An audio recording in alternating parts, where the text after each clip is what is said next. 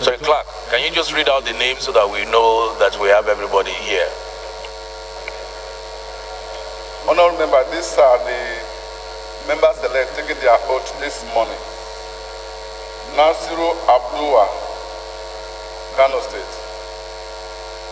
Kasimu Bello Mongoni, Taraba State. Zayad Ibrahim, Kaduna State. And then member elect Peter Akpatasi, Edo State. Those are the ones taking their oath this morning, please.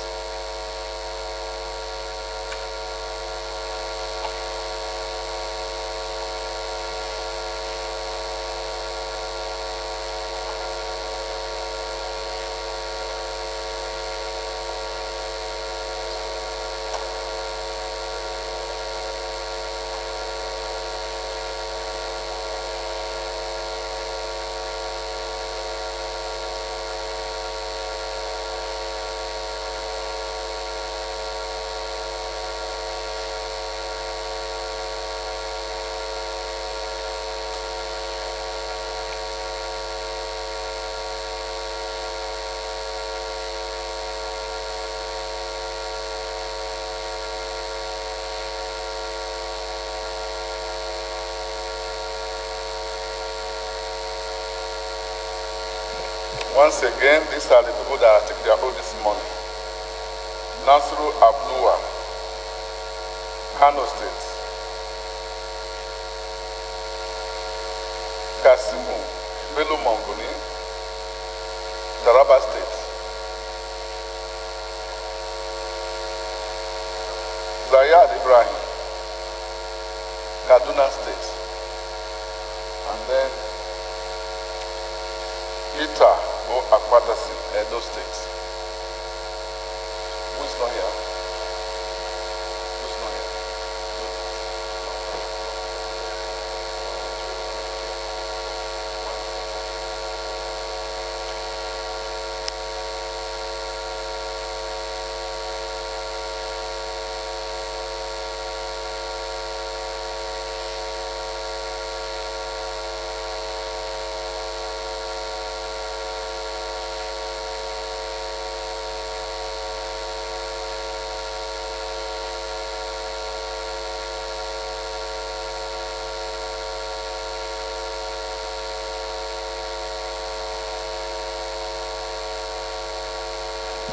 All right.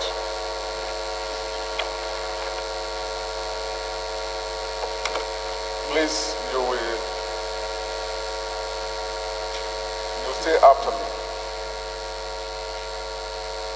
Are you all a family? You are a family.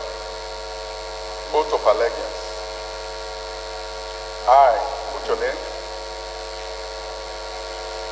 do solemnly affirm that I will be faithful and bear true allegiance to the Federal Republic of Nigeria, and that I will preserve, protect, and defend the Constitution of the Federal Republic of Nigeria. So help me God. Oath of a member of the House of Representatives. I, with your name, do solemnly affirm that I will be faithful and bear true allegiance to the Federal Republic of Nigeria, that as a member of the House of Representatives, I will perform my function honestly, to the best of my ability, faithfully, in accordance with the Constitution of the Federal Republic of Nigeria and the law and the rules of the House, and always in the interest of the sovereignty, integrity, solidarity, well-being, and prosperity of the Federal Republic of Nigeria. And I will strive to preserve the fundamental objectives and directive principles of state policy contained in the Constitution of the Federal Republic of Nigeria. and that I will preserve, protect, and defend the Constitution of the Federal Republic of Nigeria, and I will abide by the code of conduct contained in the 5th schedule to the Constitution of the Federal Republic of Nigeria. So help me God. So you sign it, and then you move back.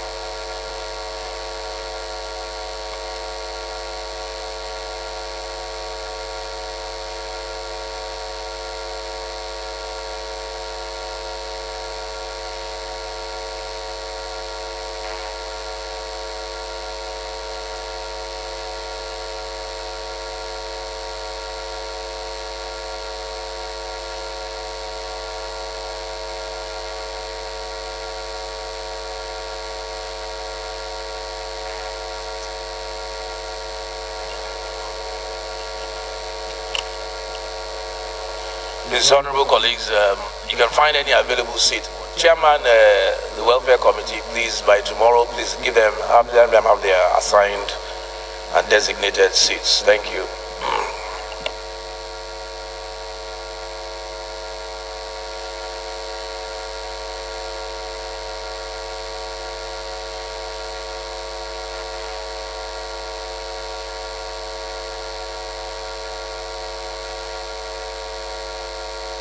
Honorable colleagues, we have here with us today students of the Supreme Authority International School and the Redeemer Tip International School in the gallery.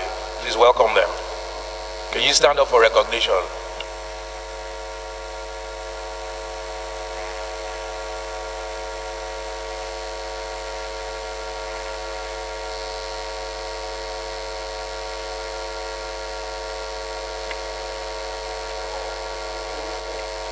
Also, we have students of Ekwa Yepwe Memorial College also here in the gallery with us. Please get up for recognition. You're welcome. You may take your seats. Thank you.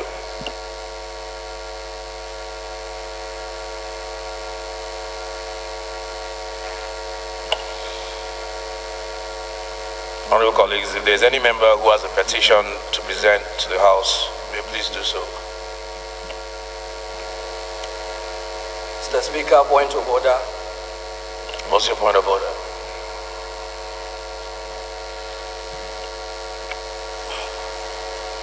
Mr. Speaker, honorable colleagues,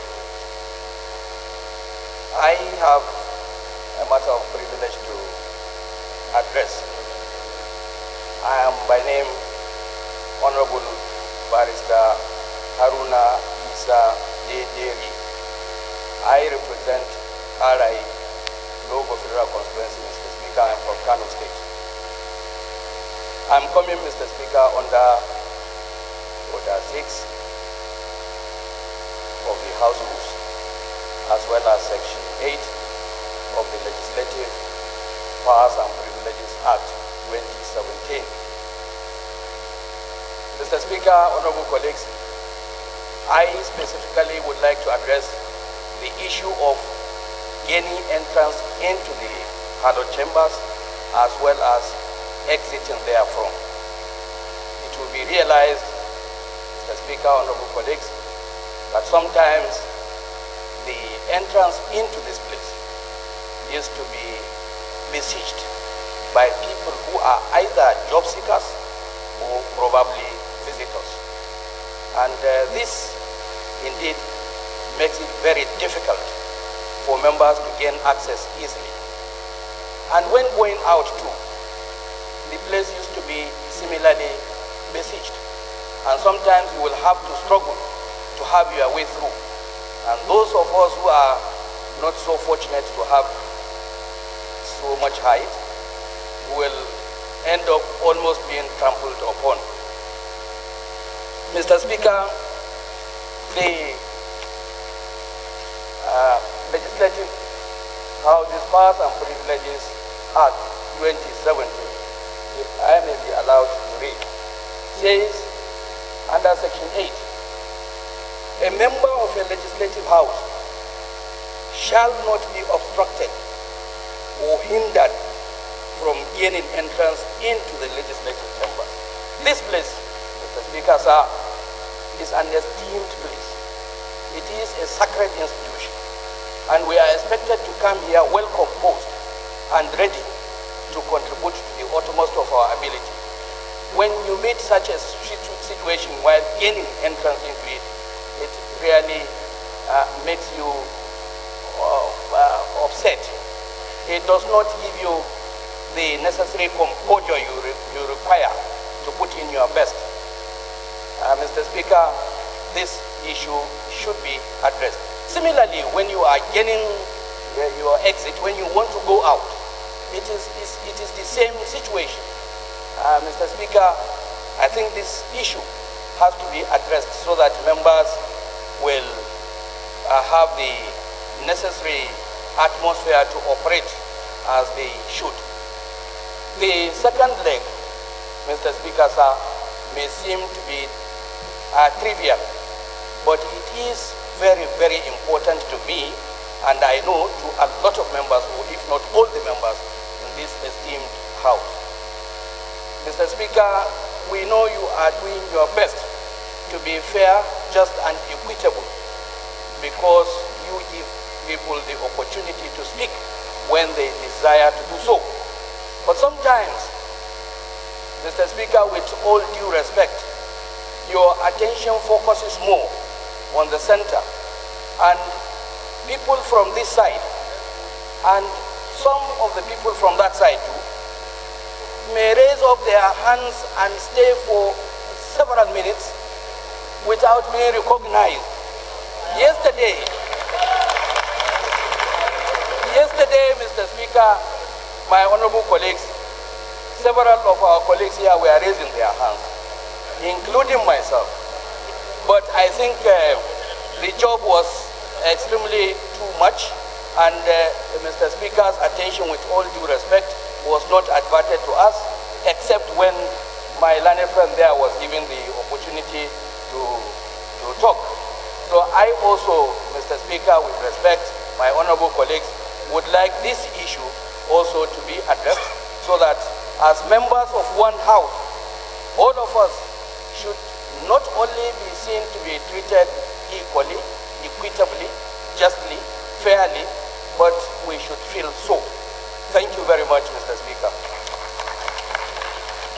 Thank you, Honorable Deder. Your Order 8 privilege has been noted, but I'll address the two issues bottom up.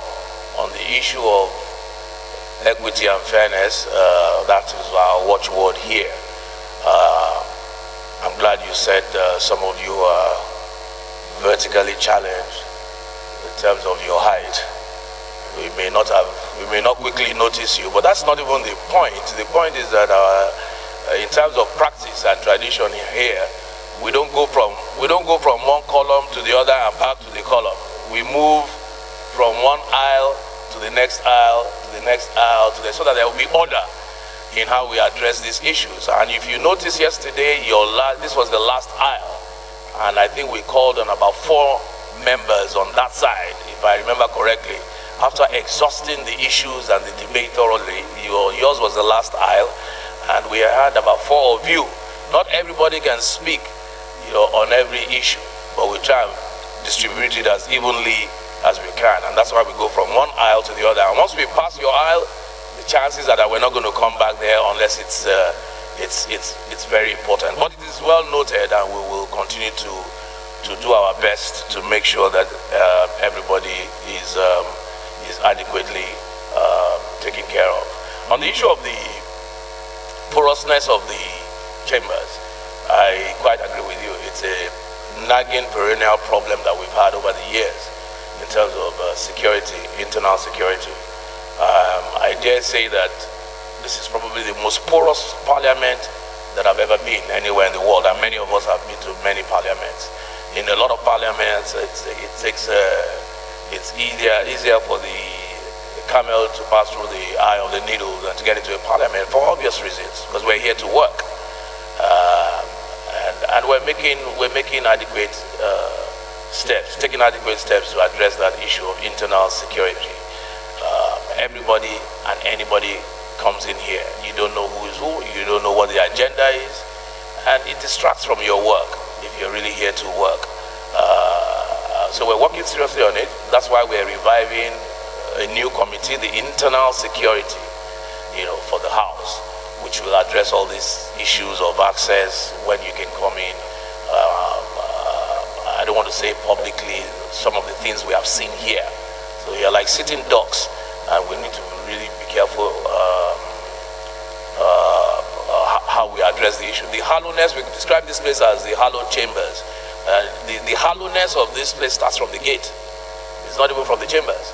The premises must be treated as such. And we will have times when visitors can come. We're addressing those issues, and I thank you. Thank you for your observation.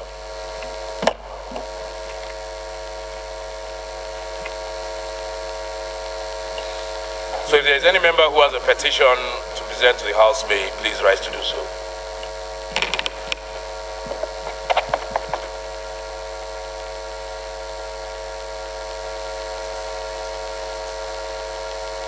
Honorable, go ahead.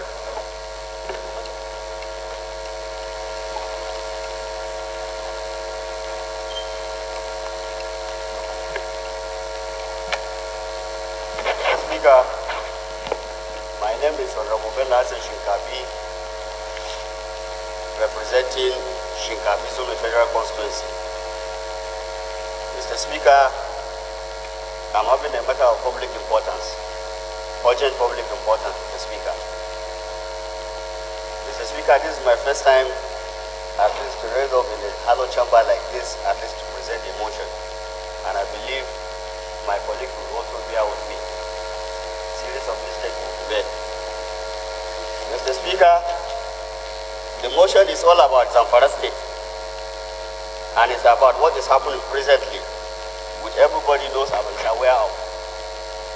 Mr. Speaker, it's about the increasing rate of attack, killings, banditry, kidnapping, and other forms of insecurity ravaging most parts of Zamfara State.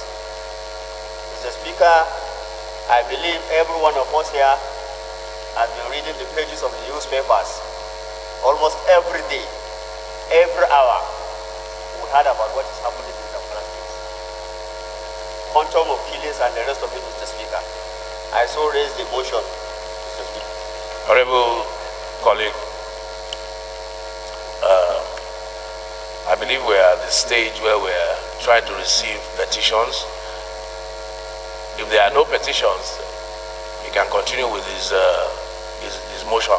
I don't think there are any petitions. Continue with your motion.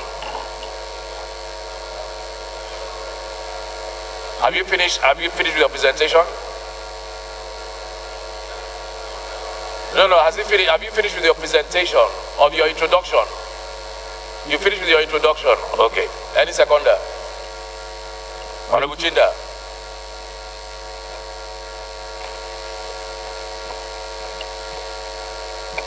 Thank you, Mr. Speaker, my dear colleagues. Kingsley Chinda. I represent Toby Abo Federal Constituency, Manipuri man from Rivers State.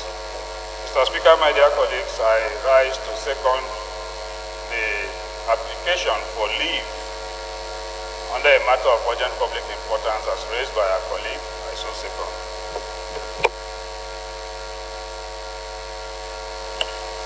Those in favor that this motion be taken under urgent public importance say aye. Those against say nay. The ayes have it. Honorable, do you want to take this today? Okay, so you will have to move that you suspend our rules to allow you to take this today. Otherwise we'll take it tomorrow. So remove for the suspension of the rules. So, Mr. Speaker, I also ask move the suspension of the bill, of the rules, sir. Any seconder?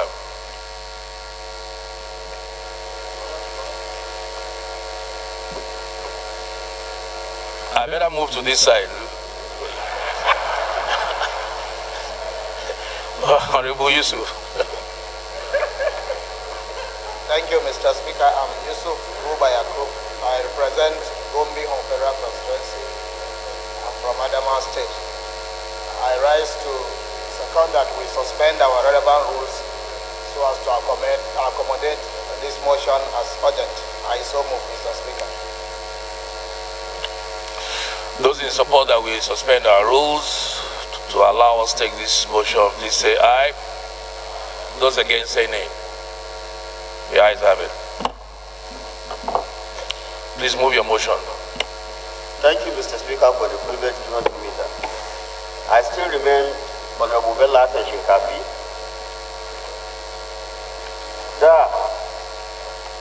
Note that Zamfara State, which used to be one of the most peaceful parts of the country, has suddenly turned into a killing and kidnapping field where many lives and property have been lost every day to armed bandits and other criminal elements. Mr. Speaker, just last Friday, Mr. Speaker, about 49 persons were killed, over 100 people were injured and hospitalized. Food reserve destroyed, 240 cows, cattle rustlers, while the entire settlement displaced in an attack that occurred at Tungar Kolo and Tungar Makama in Shinkapi local government area, which is just a tip of the iceberg of what is happening in other parts of the states and how horrible the situation has become. Mr. Speaker, we are aware that this terrible state of things has destroyed the means of livelihood of Zamfara inhabitants, scared away credible businessmen and potential investors, and utterly retarded agricultural activities as people no longer go to farms to grow food, resulting to acute hunger, poverty, and malnutrition speedily creeping in. Mr. Speaker, aside the negative economic consequences of depriving the state the capacity to making its due contribution to the nation's GDP and worsening food shortages across the country, insecurity, if left unchecked, will gradually find its way into neighboring states. Our concerns are that the situation has persisted, growing from bad to worse for almost 5 years.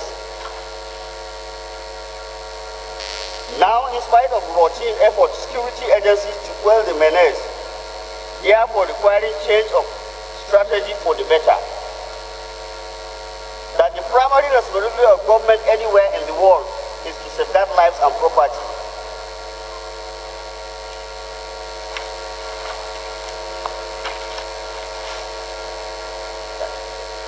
That the people of the president no longer have constitutionally guaranteed freedom to move around safely in a place they call their home, to the extent that major roads that traverse Zamfara into neighboring states, like the road connecting to Surmi local government area to Katsina State, and that linking Shinkapi local government area to Sokoto State, among others, are now bandits game.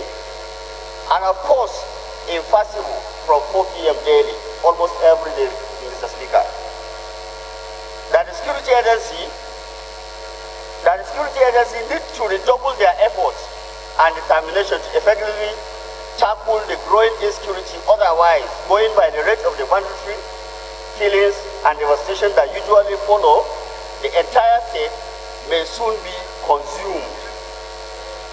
Our worries are that no day passes by without incidents of armed banditry, cattle rustling, kidnapping, killing, and even sacking of whole villages occurring in Zamfara State, thereby generating incredible mass of internally displaced people living in sorrow, tears, and fears.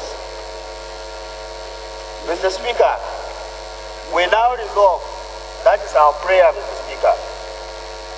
We now pray that the House of Representatives summons the Inspector General of Police, the the Director General of Department of State Security Service, DSS, and all the service chiefs to brief it on what they know are the root cause and possible solution of the insecurity in Zamfara State. 2, that the House mandate the Nigerian Army, the Nigerian Police, Department of State Security, DSS, Nigerian Security and Civil Defense Corps to increase the presence of their men, elevate operational strategies and surveillance in all the affected areas. Number 3, that the House mandate the National Emergency Management Agency, NEMA, to urgently provide relief materials to victims of these attacks, and as a matter of responsibility, set of internally displaced people's, that is IDP camps, in the affected area that is to ameliorate the suffering of victims of these attacks pending the return of normality. That is normalcy. Mr. Speaker, if you could remember, in the whole Zamfara State, we don't have one single IDP camp. And most of the people, they are now in most of our primary schools or secondary schools. They occupy the primary school and secondary school in some of our states, in our areas, sir. And if you go by it, most of our even secondary students or primary students, they are not even taking their educational listing there. You can't even find them in the schools. And that is why we have most of them, they are dropout or whatsoever, Mr. Speaker.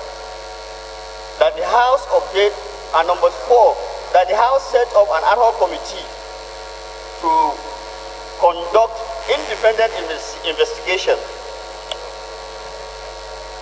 Honorable, are you still reading your motion or are you debating? You are reading your motion, correct? Because you just got to your prayers now. Are you still reading your motion? Or are you are still reading the motion? Or is that the debate? That's the prayer. Okay, so finish your prayer so that we can get somebody to second your motion and then you can lead the debate. That the House set up an ad hoc committee to conduct independent investigation Silence, please. in Zamfara State and come up with a workable solution, ensure full compliance to House directives and report back to it within 4 weeks, if possible, Mr. President, Mr. Speaker. I so move. Any seconder to the motion, please? Honorable Francis.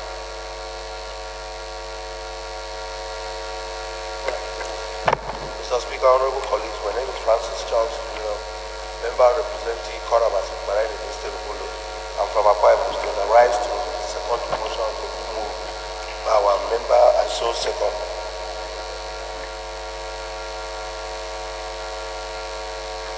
Please lead the debate.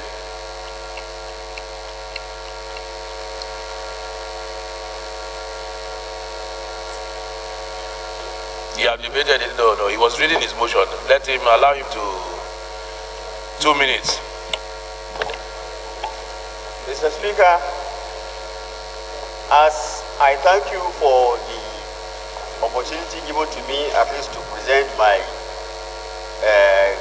motion before this House, and Mr. Speaker, this of my situation, what is happening in Zamfara is what every one of us here is all aware of.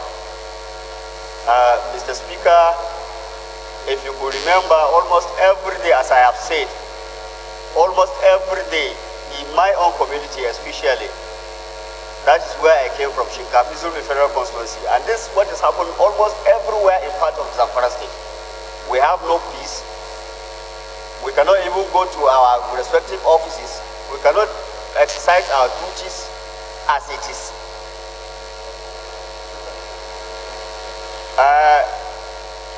Mr. Speaker, as I am here, I am telling you I received a message from my own constituency about what is happening.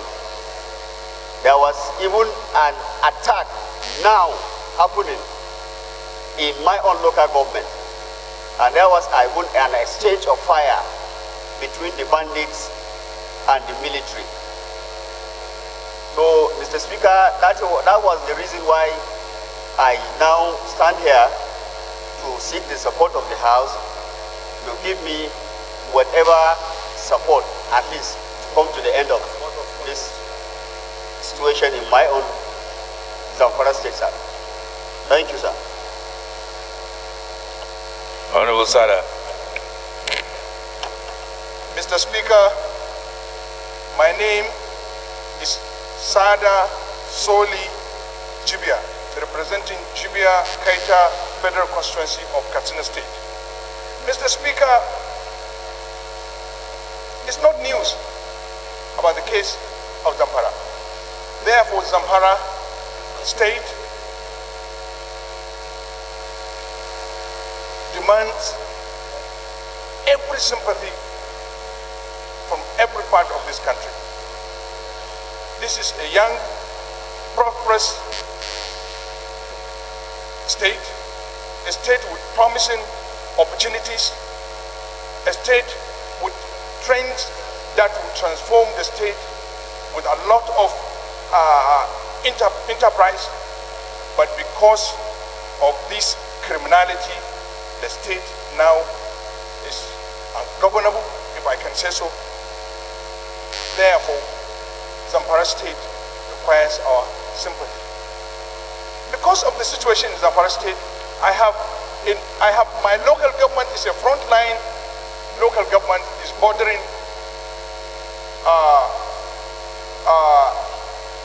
his local government. For the last 7 or 8 months, 26 primary schools in one of my wards in my local government, they do not attend primary school. That is Katsina State, not even Zamfara State, because we are bordering Zamfara State. So, Mr. Speaker, this situation does not require investigation. It is not an issue of investigation.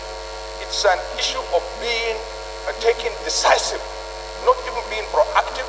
All measures of being proactiveness has been taken. All measures of being attentive has been taken, but we need to take a decisive position on how we can deal with this issue. It is not insurmountable. These bandits, where are they? Banditry can be addressed decisively. We have an active military, but what is lacking? The will to do the needful in order to address this problem.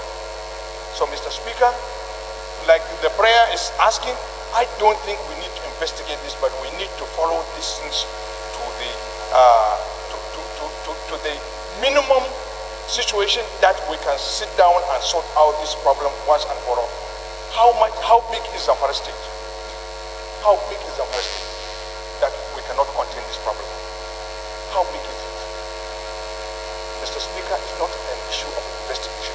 It's an issue of being decisive on this issue and put it once and for all. Thank you, Mr. Speaker.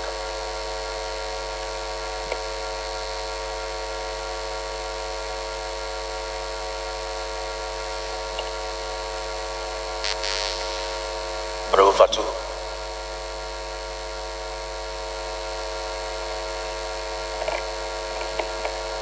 Thank you. With due respect, Mr. Speaker, as well as Mr. Speaker, Leonard and my honorable colleagues. My name is Honorable Fatu Muhammad from Katsina State, representing Sanjamu, Beadua, and Asian City of Daura. Mr. Speaker, sir, the two people that spoke here really spoke the problem of almost the Northwest. I'm from Katsina State, Sadesol is from Katsina State, the other speaker is from Zamfara. We are all neighbors. Just yesterday or day before yesterday, the Magajin Gari of Daura, who had been adopted by kidnappers for almost 2 months, was released. Sir, if we are going to look at this issue of kidnapping and banditry, it's beyond security alone.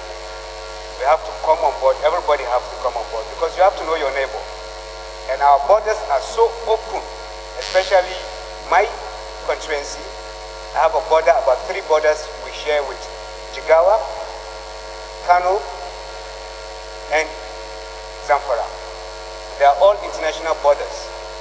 While the security there are so reluctant that you will just cross by, just a rope is placed on a border, and nobody asks you where are you going, where are you from. It's a serious issue. Nigeria is so open for neighboring countries. Everybody can come in and go out at any time without documentation. Unlike even if I'm going to Niger, I have to make a serious documentation. And they have to harass me. I have to park my car on the road, go and meet them, unlike Nigeria. So this thing that is happening needs a serious measure. Our borders need to be secured, and we have to know who and who are residing in our states. We don't know. And Nigeria is the only African country that you can come and see without any documentation. We need to document all that if we really want to secure these kidnappers. Where did they get the ammunition from? From the borders. That's where they come in. We don't manufacture ammunition here. Only factory was in Kaduna during Obasanjo, AK-47. It's not even working on the factory. Sir, we need to call on the securities to please secure our borders for us. Let us know who is coming and be documented. There are a lot of things happening I don't want to say, but the security should be on their feet. But gradually they allow this, we're going to be a serious problem in Nigeria. We cannot continue. There are a lot of jobless people angry, and we need to stand up for it. Thank you very much.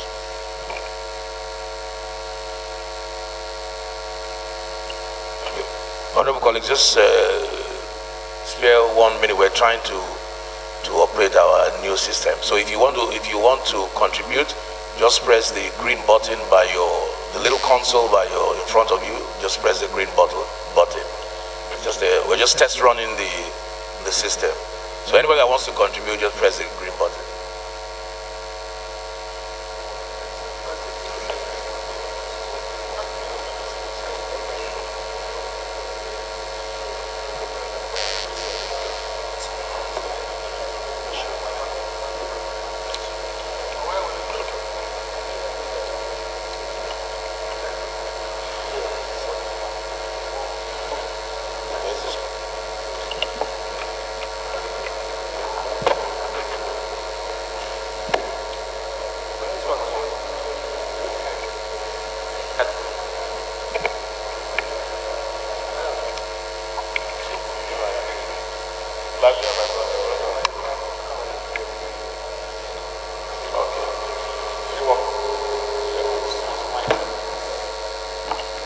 Honorable Danyagudi. Honorable Danyagudi. Munir. Yeah.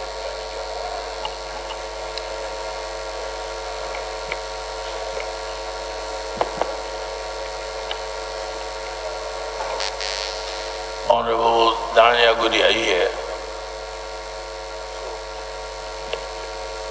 Honorable Fulata.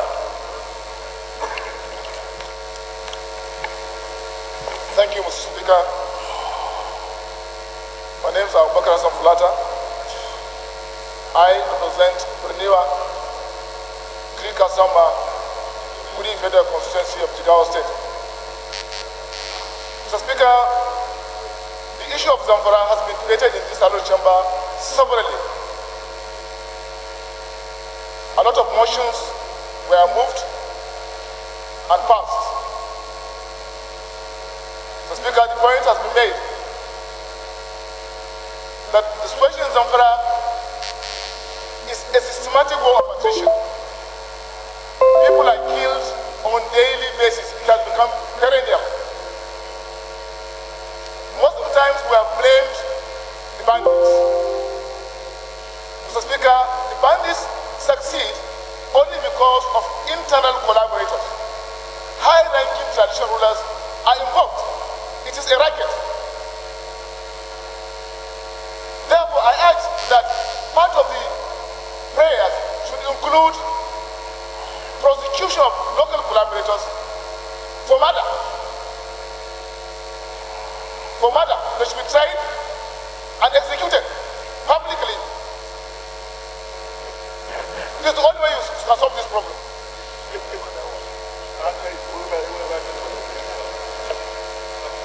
Yeah. So I think that the prayer should include the public trial of internal collaborators, especially traditional rulers, in villages and in towns, in cities. And then, after the judgment, they should publicly execute it. Thank you, Mr. Speaker. Okay, we're going to come back to this. I'm trying to master the columns one by one. Honorable Yeleman Maki.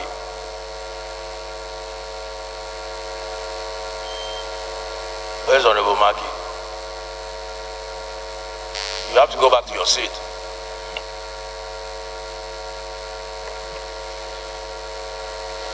Mr. Speaker, my honorable colleagues, my own contribution is that even of recent, the issue is beyond Zamfara, Kazina, even my own state, bandit has started coming into my state.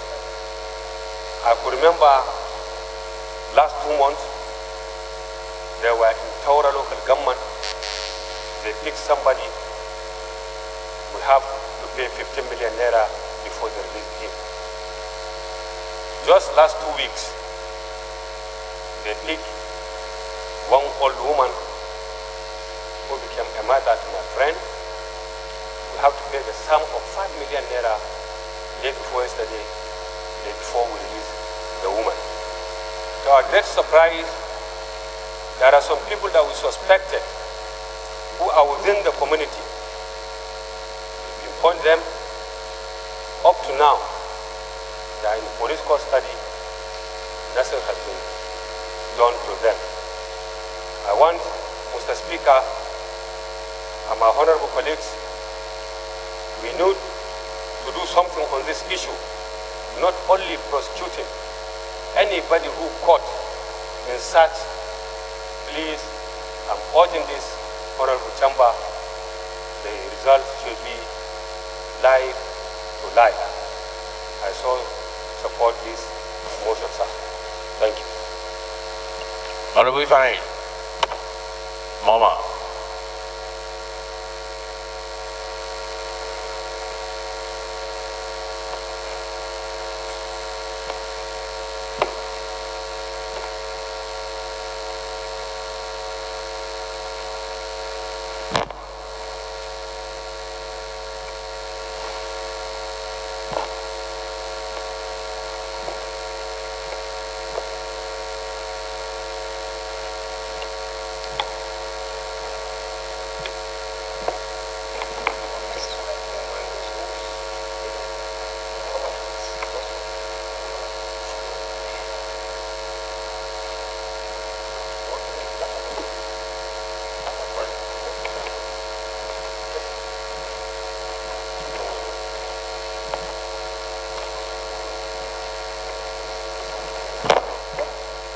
Mr. Speaker, honorable colleagues,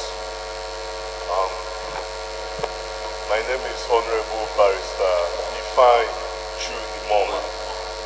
I represent the people of Ihiala, Federal Constituency. Mr. Speaker, I am from Anambra State. I want to lend my voice to the motion under debate. The truth is, honorable colleagues, insecurity is the umbrella point of what our brother honorable has talked about. Banditry and all that are subsumed under the big problem of insecurity.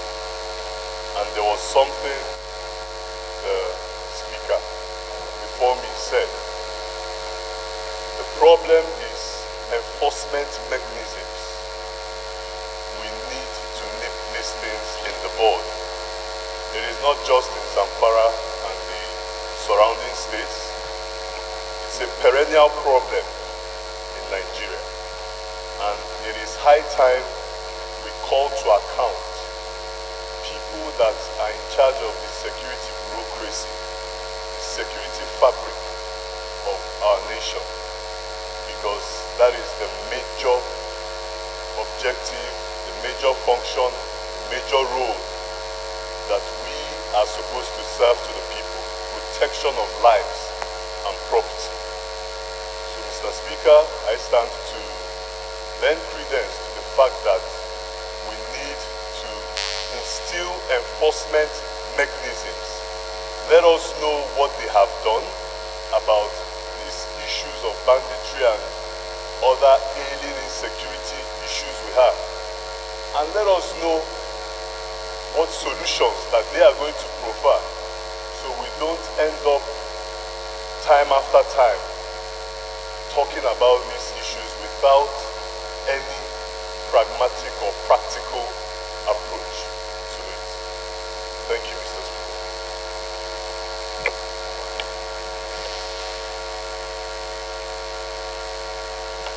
Kola Ole Tayo.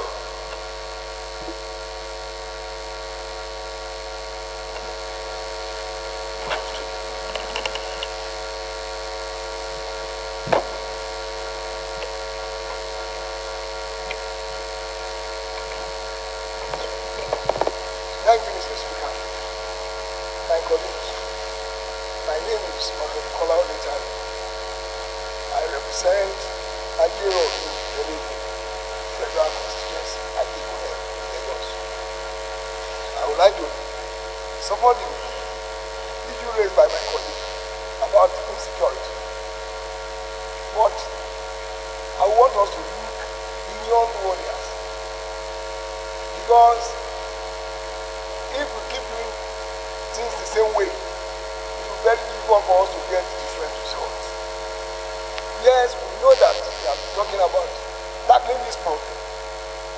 But the last time Mr. President talked about, discussed about insecurity with the governors, he raised the issue of state police. I want the House to encourage this, because localizing security team, we assist us, because what we need is information about all these bandits. And we cannot centralize police activity and expect to get those information easily. Therefore, my own suggestion is for this House to encourage the President to go ahead with that very special interest in state policing and encourage our governors. I know some states where we don't have the resources, but I know that if policing is removed from the center, our preparation will also go that direction. And therefore, we are not even talking about monetary implication of this, but solving the problem of insecurity is very important. And that is my own contribution to it. Thank you very much, Mr. Speaker.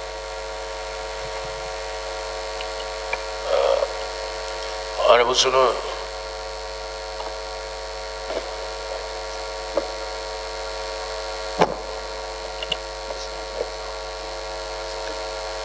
Mr. Speaker, I'm Honorable Yusuf Tanko Sunu. I represent Ngaski Shanga, Gawur Federal Constituency. Mr. Speaker, I want to introduce another dimension to this debate. Issues in Zamfara are rightly pointed by a member from Zamfara State. It has capability of not only involving one Northwest, but country at large.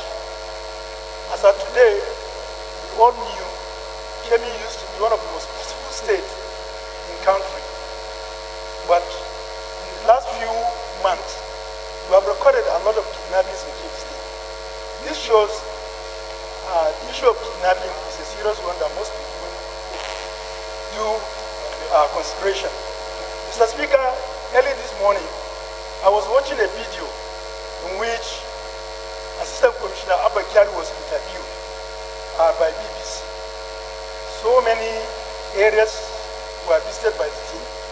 I was shocked when I listened to an interview of a wife of one of the police officers that was killed during active services. She confessed that since after the operation till date, she has nothing to show to assist her children by their father laying his life in this country. This, I'm sure, will definitely dampen the morale of our military and police officers that are working day and night safeguard our life. Mr. Speaker, the issue of life and property is a fundamental human right. The issue of healthcare delivery is also a fundamental human right. As a gynecologist, I was shocked and I shed tears when I realized so many women are delivering in camps, unhygienic conditions, and subjected to so much inhuman treatment. Mr. Speaker, Mr. Speaker, we are also not free in this regard. All of us, in one way or the other, none of us, particularly myself, I know in my communities as of today, not all of them can sleep with their two eyes closed.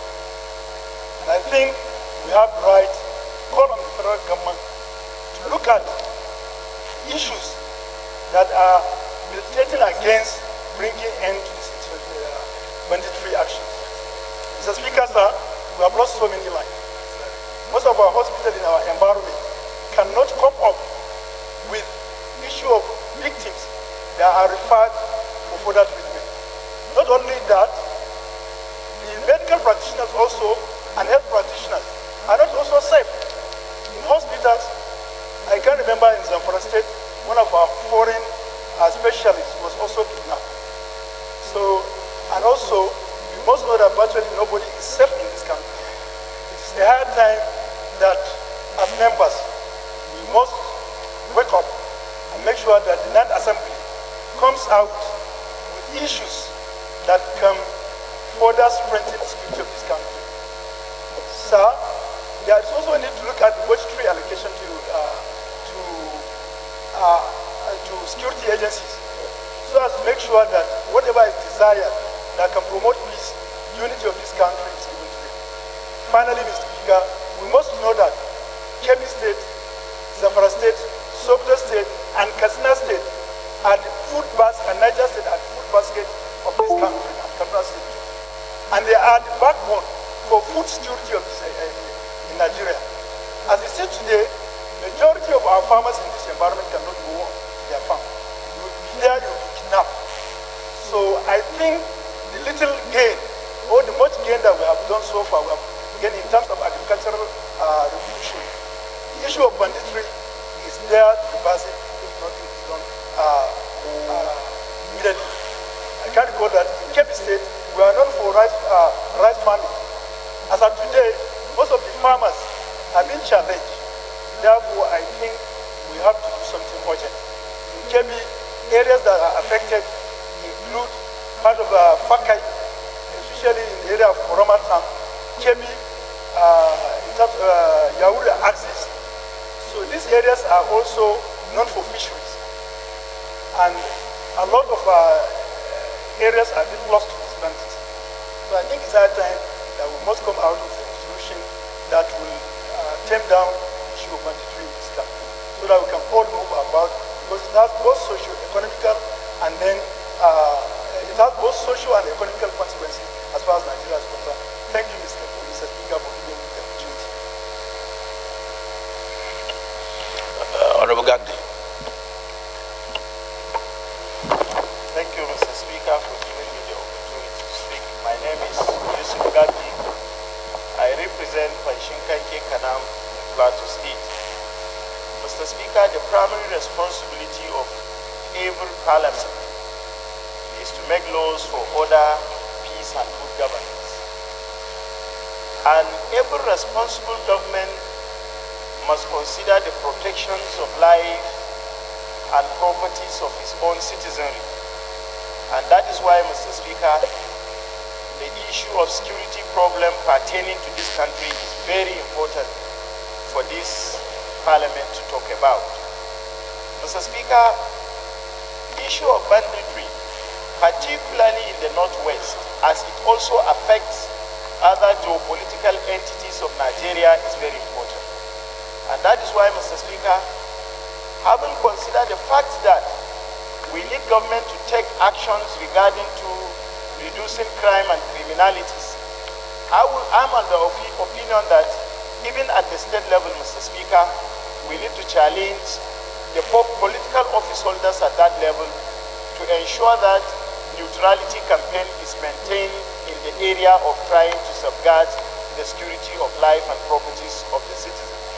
Mr. Speaker, as you heard from some of my colleagues, where traditional institution is being accused of being partisan in the area of security of the life and properties of people of Zamfara State, it is very important to call the attention of governments at all levels to ensure that they are very neutral and to equally ensure that nobody is above the law when it comes to the issue of insecurity.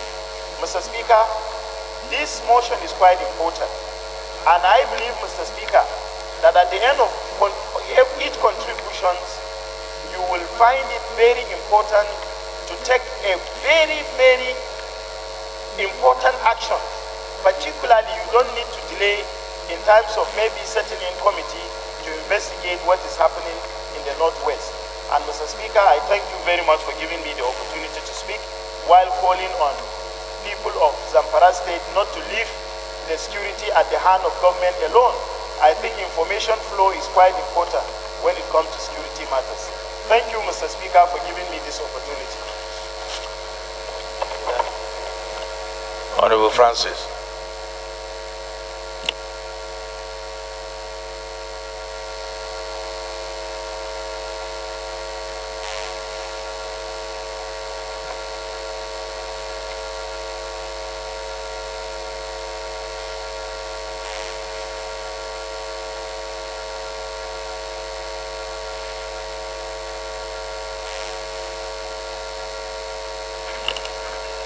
Honorable Francis, you're not here. Honorable Yo, Robert Yo.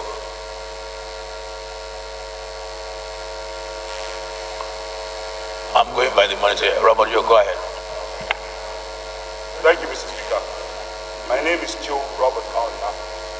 I represent Grande Oshungo Federal Constituency of the State. Mr. Speaker, this issue is a security issue. It borders more on the consciousness of our people who are listening. Mr. Speaker, what is happening in Zamfara is a picture of the fact that we refuse to accept the reality of what is happening in all of the border states in Africa. Most of the places that have these clashes and banditry, if you check properly, have underlying factors like the fact that in Zamfara, it is said that Zamfara has about the largest mineral deposits for Nigeria. And what is happening in those areas could be a factor of the school scaring away the indigenous of that area to allow them free access to illegal mining. Mr. Speaker, in Borno, what started as Boko Haram with the coloration for religion would have also been a factor of the fact that the borders around Maiduguri, Zamfara, Sambisa forest area were areas for smuggling that were not known for many years. And when the time reached for them to be checked, they made it impossible for government and security agencies to access that area by scaring away everybody with wars. Mr. Speaker, we would advise that while this matter is taken very seriously, the underlying factor for some of these conflicts is economic. And until our government and our security agencies are realistic about checking the school and getting involved, we will have those. Thank you, Mr. Speaker. Honorable Hafiz Kau. Mr. Speaker, honorable colleagues, I'm Honorable Hafiz Ibrahim Kau, representing the good people of Tarauni Federal Constituency, Mr. Speaker, Kano State. Mr. Speaker, mine, I would like to differ a little bit with what my colleagues said concerning the issue of insecurity in Zamfara and the Northwest in general. If I will refer to some couple of months back, the road from Abuja to Kaduna became so dangerous that people prefer to go by train rather than to go by road because of kidnapping. Mr. Speaker, just yesterday or day before yesterday, the Magajin Garin Daura that was kidnapped was caught in Kano. The people that kidnapped him took him to Kano. So you can see there is a link in the Northwest. Somebody took him from Katsina and he was found in Kano. He has been kept there for 2 months. So my own thinking is that the law, because if you arrest these kidnappers, if you arrest these perpetrators, there is no strict law or a punishment that is served on them so that it will be a lesson to others. you can see somebody being arrested for a crime. Before you know it, in the next couple of days, he has been released on bail. There was a time, let me share a little experience. Armed robbers attacked me. They seized my car. I went to police station to report, only for the police to even describe the armed robber that stole my car. They said he has been arrested so many times and he has been granted bail. So as a house, I think we should look at the laws. We have been saying security agencies. Quite all right, the security agencies are doing their own bit in making sure they make arrests. But what are we doing to make laws that these people, if they are being arrested, like how it is being done in so many countries, you will see people like the issue of armed robbery, kidnapping, you see death sentence on so many people. Like the Kaduna State Governor, he is trying to build a law making death sentence on this kind of act being perpetrated. So I think, Mr. Speaker, we should look at these laws so that we make a strict laws for these people perpetrating these crimes. At least it will serve an example so that people will not be copying or people will not be engaging in this kind of act. And the second thing, Mr. Speaker, I think we should be doing more of community engagement. I think one of the issues that made Boko Haram not to be found in Kano was then the late area that he went to make sure that there were so many community engagement. If they see a new face or they see a visitor coming to a community, they will go and report and say we have seen so many new faces coming to our community. Then the security agencies will come and investigate. That's why so many of these Boko Haram were being arrested in Kano as at then. So I think, Mr. Speaker, we need to be more on community engagement, and we need to repeal the law and make stringent laws so that these people will not be participating in these crimes. I so rest my case, Mr. Speaker. Thank you. Honorable Shehu Balarabe.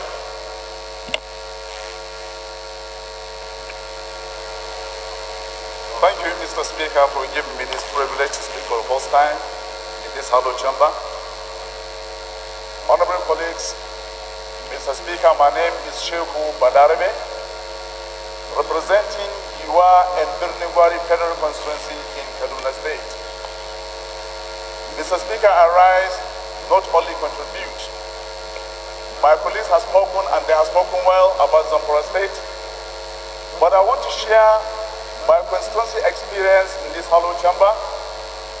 Mr. Speaker, going by the history, even before Zamfara State started experiencing this event, the people of Binungwani were along the gate. They have suffered and they are still suffering. I want to assure you, Mr. Speaker, and members of this and my colleagues, that on daily basis, people are being kidnapped in Birnigwan, most particularly in local government. On daily basis, women are being raped in Birnigwan local government, and on daily basis, people are being killed in Birnigwan local government. Just day before yesterday, in part of Magadingari, 16 people were killed by these kidnappers in Birnigwan local government. Mr. Speaker, even in the daytime, there are some areas that you cannot even try to go through these areas, even in the daytime. These areas are Wello in Birnigwan local government, Chabani in Birnigwan local government, part of Dogondawa in Birnigwan local government, part of Kakangi in Birnigwan local government, part of Magadingari 3 in Birnigwan local government, part of Kazage in Birnigwan local government, and part of Kidandan, and also Galadima in your local government. Mr. Speaker, honorable colleagues, I want to assure you, the road linking from Tua to Birnigwari is dead. Even in the daytime, it will be difficult to see vehicles following that route because of this kind of altitude. And also the road from Kaduna to Birnigwari, though we have checkpoints, like 15 checkpoints, but they work only from 6 o'clock to 5 o'clock in the evening. And therefore, from 5 o'clock or 6 o'clock in the evening, no vehicle will even try going to Birnigwari from Kaduna. My prayers here, Mr. Speaker, whatever decision this House is going to take, please, my constituency, I'm pleading, Liwa and Birnigwari Federal Constituency should be considered. Thank you very much. I so submit. Honorable Alex Ebona, Doctor.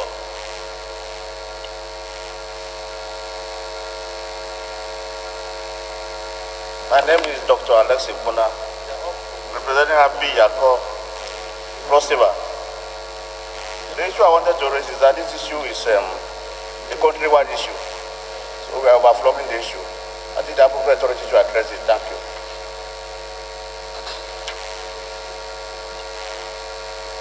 Honorable Dedere, I believe you may have something to say. Yes, even though you didn't indicate that you wanted to talk. I'm trying to overcompensate. Do you have anything to say, Honorable Dedere? No? Okay. Honorable Uju?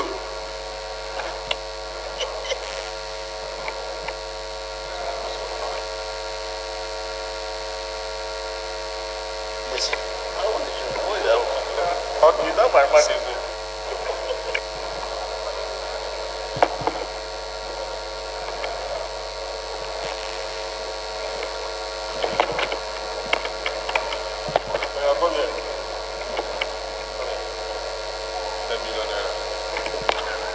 Mr. Speaker and my honorable colleagues, my name remains Honorable Odukinsley Chima, representing Ohajebema Okuta, Oru West Federal Constituency of Imo State.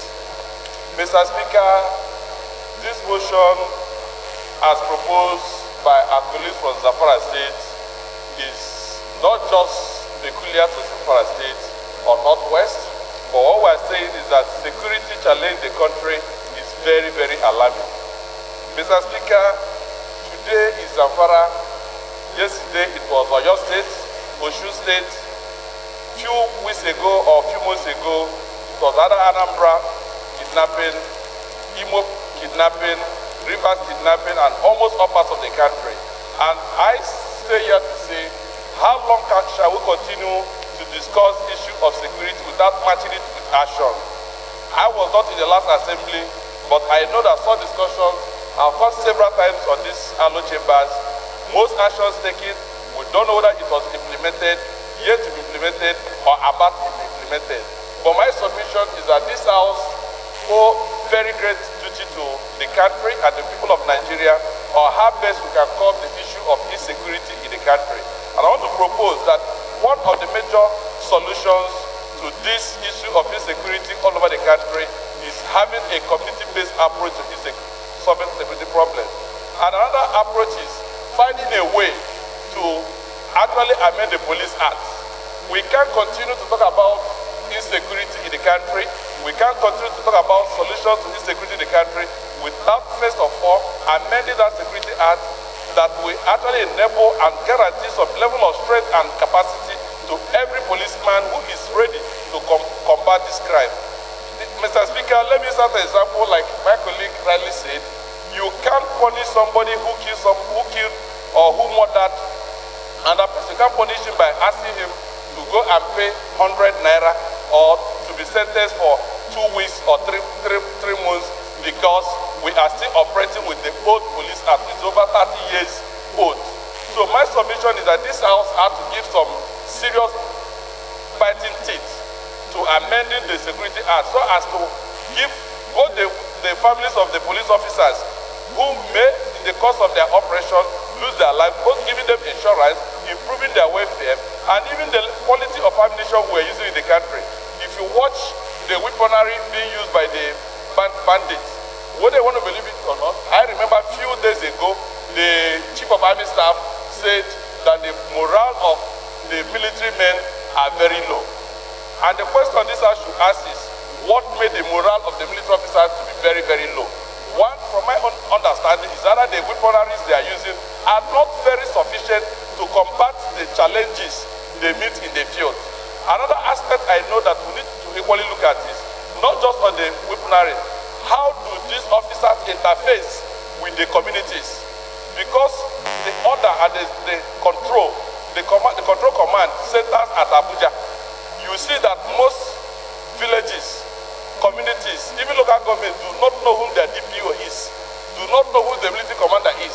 So there should be community approach community-based approach to solving this issue of security in the country. Until this is done, I believe that we should still be discussing issue of security in Zamfara, Ogun, Imo, or any other part of the country.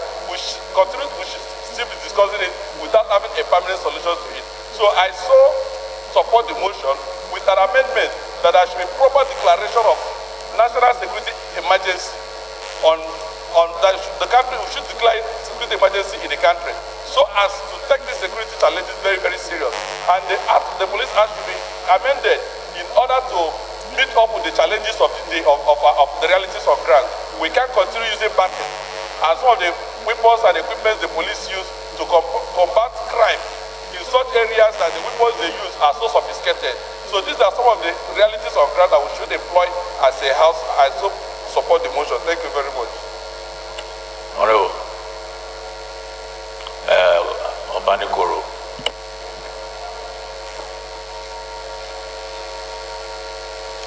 Mr. Speaker, sir, Deputy Speaker, ranking members, and newcomers as me. Thank you for this opportunity. This will be my first time addressing the floor. Honorable members, silence. I represent the good, the bad, the ugly, the beautiful, the healthy, the sick, the poor, and rich, and physically challenged people of the most corporate, the most developed, the most advanced, and the most elitist constituency in Nigeria and West Africa. Time up.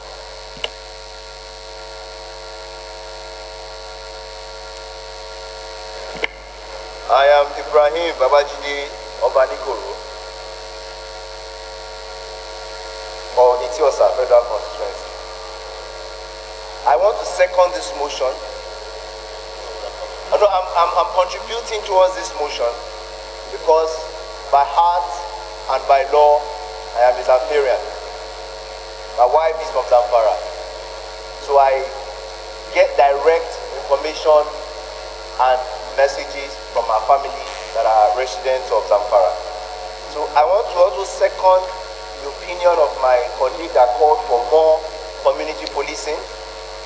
And I also want us to charge the security agencies, the police, the army, that they need to do more. And we should hold them more accountable for the lives and properties that are being lost in this area. And the essence of our being is our lives and our properties. And if we cannot protect our lives and our properties, then the point of us being has been abused. So I want to ask of the Speaker and the House that I am also joining hands to support this motion, so that we give it urgent attention, so that we can reduce the properties and lives that are being lost to recklessness and carelessness. Thank you. That's my contribution. Honorable, go ahead.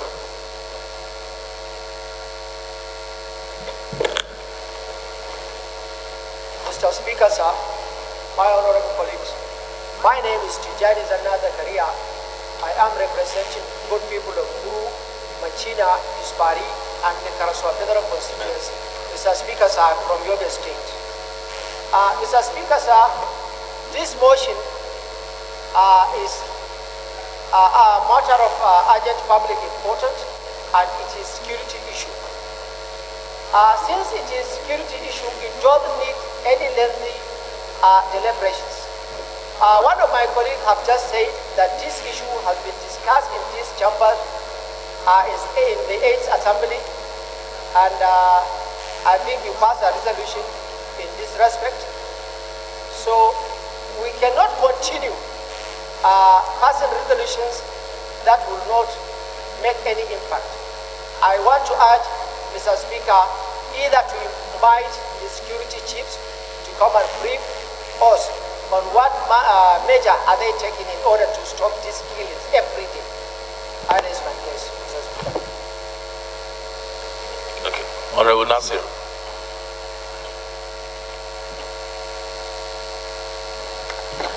Thank you very much, Mr. Speaker. My name is Nasir Ali Ahmed. I represent Nasarawa Federal Constituency and I'm from Kano State. Mr. Speaker, I believe insecurity in any part of the country affects the whole country. And I strongly believe, Mr. Speaker, the first step to take in tackling the issue of insecurity is to address the issue of the illegal smuggling and importation of arms and ammunition. That is the main thing. Mr. Speaker, these bandits, whether they are bandits, they are robbers, terrorists, they don't come with bows and arrows or knives and sticks. They come with AK-47s. They come with submachine guns. They come with grenades. Sometimes, Mr. Speaker, the weapons that they carry are even more sophisticated than the weapons that are used by our security forces. And this is a major, major issue, Mr. Speaker. Now, what is the result? What is the result of this, Mr. Speaker? We now have mass migration. People from villages moving to the city because they do not have any homes to live in and they have left their farms. So they are now moving from the villages to the city to look for work. We now have children that are out of school. We now have orphans and widows. Mr. Speaker, I believe it is very, very important that we address the issue of the illegal importation of arms and ammunition first. That is the major issue. Then, Mr. Speaker, I'd also like to make an amendment to the prayers of the mover of this motion. I think in his prayers, Mr. Speaker, he mentioned that the House should summon the Inspector General of Police. At the same time, he also mentioned to constitute an ad hoc committee. While I believe, yes, they should constitute an ad hoc committee to investigate it, but I also believe, Mr. Speaker, that that ad hoc committee can invite the IG of police, not to summon the IG to address the House. So that is my amendment, Mr. Speaker. And thank you very, very much for giving me the opportunity to talk.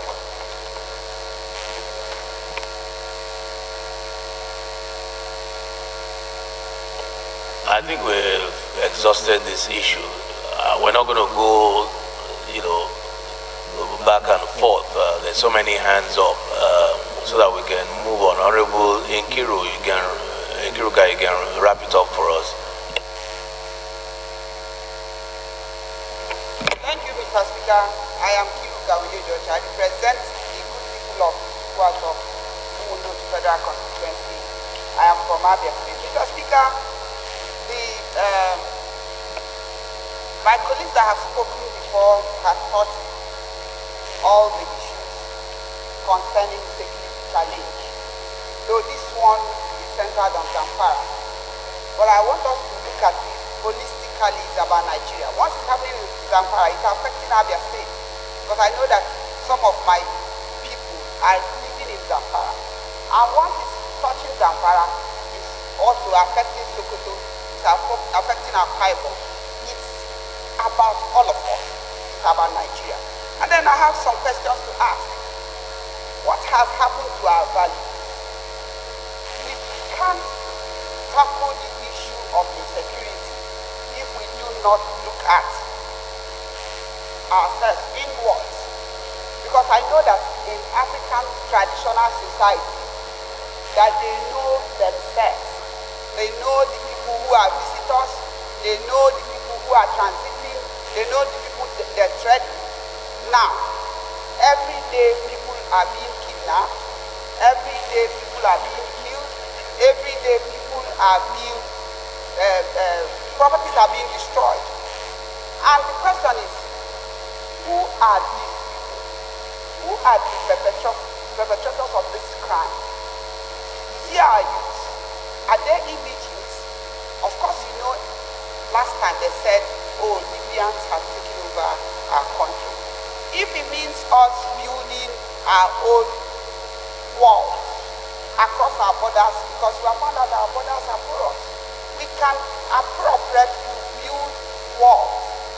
It could be walls, Nigerian walls, not the Mexican walls or Libyan walls that at least will secure our territory. Apart from that, what is the role of traditional rulers in our villages, in our communities, and in our towns? And it has gotten worse that even the traditional rulers are being kidnapped, are being killed. Before, if a criminal, common criminal in a place, see a traditional ruler, they will run away. Now they dare you, they come in, even if you, in short, they are even kidnapping police officers, they are kidnapping military men. So the thing has gone to a level where it's not, we are not supposed to treat it as something that is normal. This one is unusual. And so having said that, how do people get access to guns? My colleague that spoke before me said that these people have gadgets, weapons that are more sophisticated than the ones that our military and our policemen use. So the question is, where are they getting those guns from?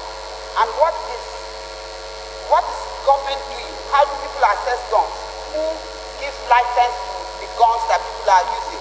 And I know that as we speak today, if you want to travel and you apply for police security, if you want maybe 2 or 3, they will tell you they have 2 guns, which means that security agencies do not have enough guns, but the criminals have more guns. So where are they getting these guns from? What is the security agencies doing at this particular point? And that brings me back to the values. When society begins to have values on their eyes on how much money anybody brings, that will breed a lot of things. I know that when I was growing up, if you bring a brand new car, my grandmother would ask us not to go there because they don't know the source of that young man that is bringing this brand new car. They will lock us up. But today, if you go home and you did not bring the brand new car, the people will say you're a lunatic, you don't know what you're doing in Abuja. If you do not steal so much money, they will think that you don't have brain. So our values have gone down so much. We should go back to basics. We should go back to the things that we know ourselves of. In African traditional society, if somebody steals, they will catch you, they will take you around the market. So I'm saying that we should advocate for these norms that we are known for. If we do it now, civil society will say, oh, human rights. What of the human rights of the people that are being killed every day? So we should go back to basics. We should do the things that we are known for. We are Africans. We should do our laws that will suit us. We should stop copying others, because what is working in America can no more work here. Let us call our institutions to order, the religious bodies, the traditional institutions. Fathers and mothers, where are your children? Everybody's like, oh, my son wants to do this, my daughter wants to do this. We should go back to basics as members. Where are our kids? What are they doing? What are they taking? What time do they come home? Traditional rulers, why are you people giving chieftaincy to all the armed robbers on earth? Somebody steals so much money, then you give him the highest traditional title in the society. So somebody who is growing up will go and try to do what that person has done, no matter how bad it is. So because I do not want to take more time on this, but because the issues are very enormous, I believe that we should go back to basics, that even as I'm adopting the prayers of the motion as amended, the truth of the matter is that we are Africans, we are Nigerians. We should do what we have been doing that had worked in the past, that made us to be sleeping with our eyes closed. Now nobody sleeps with eyes closed. We are raising skyscrapers around our compound because we are not sure. People are being killed, even when they employ house help and all that. So security has gone down to the level that is a matter of emergency situation. So, Mr. Speaker, honorable colleagues, I think that the best thing to do is for us to look backwards and then begin to do the things. And I know that in 8th Assembly, there are a lot of recommendations that we have done. What has happened to those recommendations? We should go back to our books. Because I advocated that even when we were rounding up in 8th Assembly, I said we should do handover notes. so that the people that are taking over committees should look at what we have done so that they don't keep repeating those things. So I call for us to be sober at this particular time, to do the things that we have to do unusually. Not this one that, okay, people are talking about human rights and all that, and yet people are being killed every day and nothing is happening. So, Mr. Speaker, I submit that this motion is very apt. The Ninth Assembly have to do everything possible and call our traditional rulers in order, and then religious bodies, and then homes, families, our wives and our husbands. Everybody should put their heads and their hands together to make sure that we have a safe society. I so submit.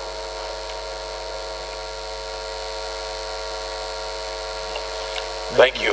Honorable colleagues, I believe we have a couple of amendments to this motion. There's an amendment from Honorable Fulata. Is he here? Honorable Fulata is not here. There's an amendment by Honorable Nasir Ali Ahmed. Is he here? Honorable Shadigbe has an amendment. Honorable Tolu Shadigbe, is she here?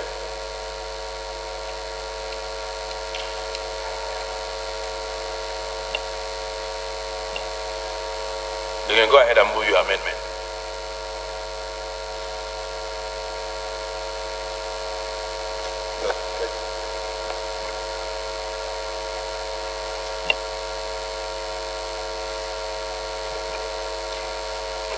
Mr. Speaker and my colleagues, after hearing what my other colleagues spoke about the issue of insecurity in the nation, most especially raising the issue of the north. Oh, sorry. My apologies, my first time on the floor. I'm Honorable Tolulope Akondeshadipe, Oluyole Federal Constituency in Oyo State. I wish to move the amendment that whatever is being considered regarding this matter be a law, if it's going to be a law to amend the police affairs, be a nationwide amendment, such that every part in Nigeria is included.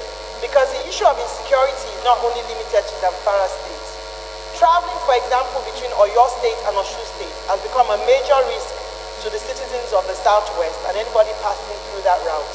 So therefore, I support the motion and I request for an amendment that whatever is going to be done regarding that motion is done to include the whole of Nigeria. Thank you for the opportunity. Okay, so your amendment is for it to be all encompassing and include other states. So any seconder, please.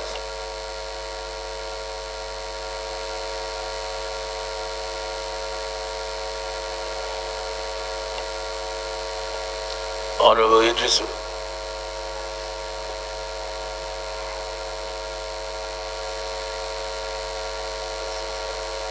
Mr. Speaker, my name is Lawai Idrisu. I'm from Ajabta Federal Constituency. I second the amendment done by Honorable Shadi Ahmed. Thank you, sir. And those in support of the amendment say aye. Those against say nay. The ayes have it.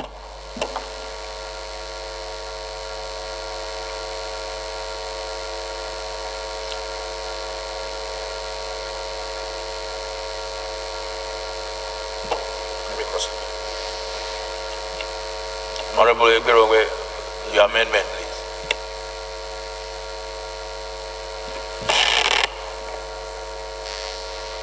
My name is Eberongwe Muftar, Apapa Federal Constituency, Lagos, and my amendment goes out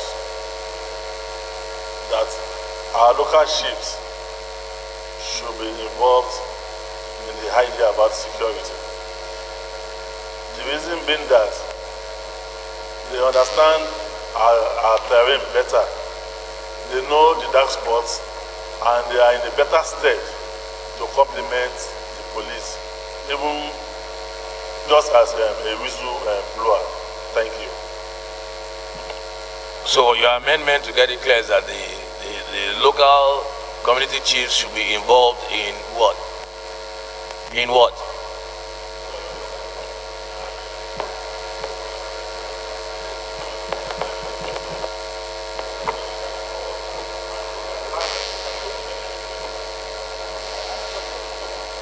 Okay, any seconder? Seconder to the amendment.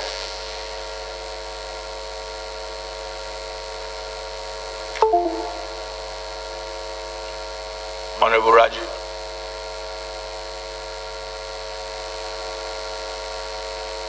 Okay, Honorable, go ahead. You can second the amendment.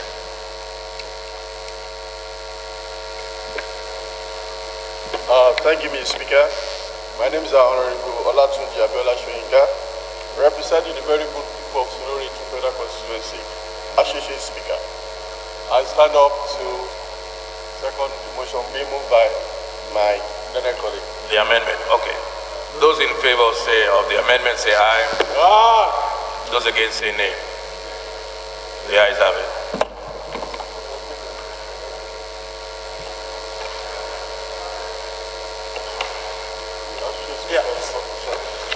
Sorry. Honorable Nasir, just your amendment.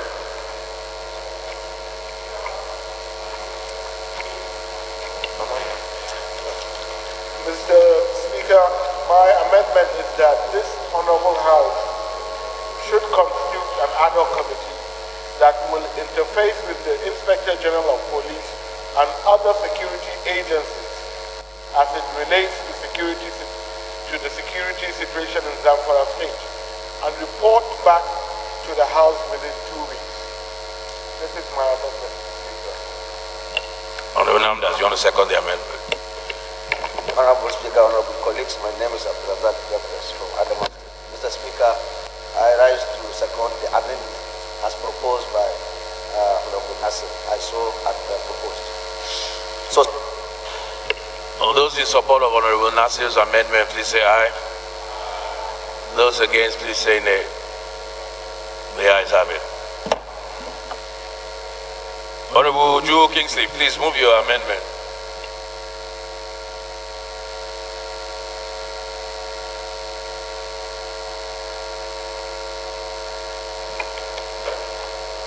Mr. Speaker, honorable colleagues, my name remains Oju Kingsley, representing Ohajema Okuta Oru West Federal Constituency.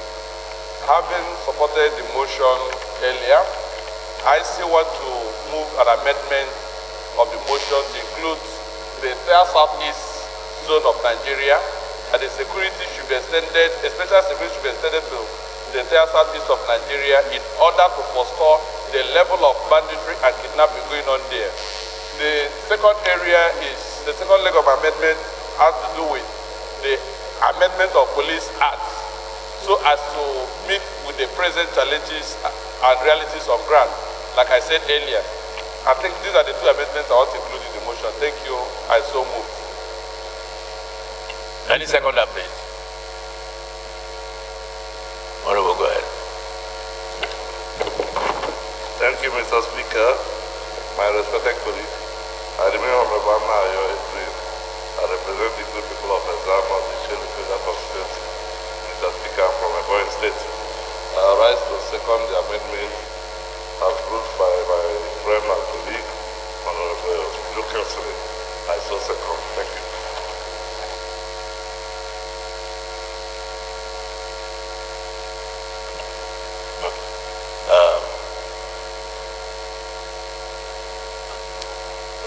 Those in favor of the amendment say aye. Those against say nay. The ayes have it. Honorable Sai. My submission before Mr. Speaker, distinguished honorable colleagues. You know, this is a very important motion that was brought up in respect directly to Zamfara State. And we know what is happening in Zamfara State. And I believe that the motion as proposed, by amendment proposed by Honorable Nasir, has completely taken care of virtually everything that has been submitted by all speakers, by all people who have submitted. I believe that interfacing with the police and interfacing with other security agencies as it relates to Zamfara, because a lot of people are dying there every day by day, and that's the reason why this motion came. But you are going to water it down if you take other zonal aspects of our country into consideration to this motion. And secondly, Mr. Speaker, we don't urge ourselves to amend the law. It will be wrong for us to say, to propose an amendment of any act as enacted by National Assembly can do that on its own. But it will be looking as if we're not. Yeah, Honorable Osai, your point is well taken. You should have voted against the amendment, and the majority has carried the day. They voted for the amendment, and we are past that stage. But your point is well noted. Thank you. Those in favor of the motion as amendment, please say aye. Those against, please say nay. The ayes have it. Point of order. Point of order, Mr. Speaker.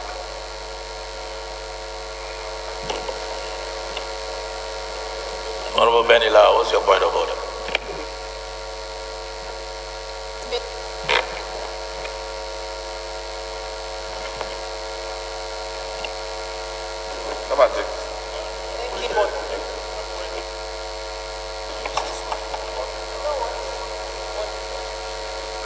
Thank you, Mr. Speaker. My name is Benny Lai, represent Lantan North and South Federal Constituency of Plateau State. Mr. Speaker, I come standing on Order 6, Rule 2, which says any member may rise at any time to speak upon a matter of privilege suddenly arising, and he shall be prepared to move without notice a motion declaring that the contempt or breach of privilege has been committed. Mr. Speaker, I stand here today to speak on a subject matter that really breaks my heart and the hearts of many women across Nigeria. Yesterday, a video went viral on social media of a senator believed to be Senator Ishaku Abo, Elisha Ishaku Abo, representing Adamawa North. Mr. Speaker, in that video, the senator beat up a woman mercilessly. The woman was bleeding, and he continually beat her up for no reason. Entered into a shop, and then he started to beat this woman. His orderly was also involved in protecting him and helping him to beat this woman. This woman, he had asked the orderly to forcefully take the woman out. A lady there was pleading on behalf of the woman. Mr. Speaker, for no reason at all, this woman was beaten up by this senator. Mr. Speaker, I believe that a senator of the Federal Republic of Nigeria should not carry out these sorts of acts in the public or anywhere at all. I don't believe that even your wife should be beaten like that. And how much more a lady that he just walked into a shop and saw her and started beating her. Mr. Speaker, I want to crave the indulgence of this House, that this House condemns the act which debases women all across this country. Anybody that watches that video, I watched that video yesterday in a meeting with some parliamentarians, and everybody was heartbroken. I told them I would do something about it. Mr. Speaker, I want to urge that this House do resolve that the Senate set up a committee to investigate this matter, and this House condemns such an act. And I also want, if possible, for us to look into the matter here in the House of Reps. Thank you, Mr. Speaker. I so move. Well, honorable colleagues, it's a matter of privilege which, by our rules, you know, is not open to debate. Even though I'm not sure if it should have been brought under privilege, because I'm not sure how it affects your privilege individually or collectively. But the point is well taken and noted that every right-thinking member of the society should condemn what we saw on the videotape, and we rightly condemn it. I believe that the Senate, being an arm of this institution, will deal with the matter adequately. Now, if that doesn't happen, we might revisit it. But I think we should allow the Senate to take care of that issue. We condemn it, and we condemn it outrightly. Thank you.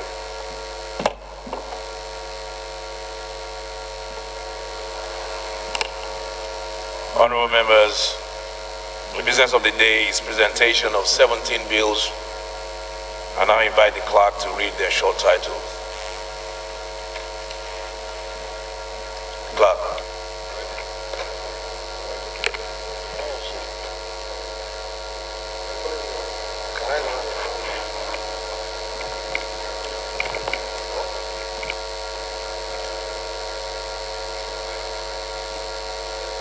Honorable Speaker, honorable members, Electric Power Sector Reform Act Amendment Bill 2019, first reading.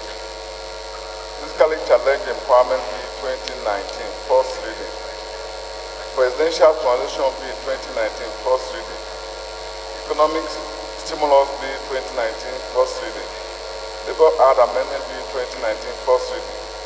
Student Loan Access to Higher Education Bill 2019, first reading.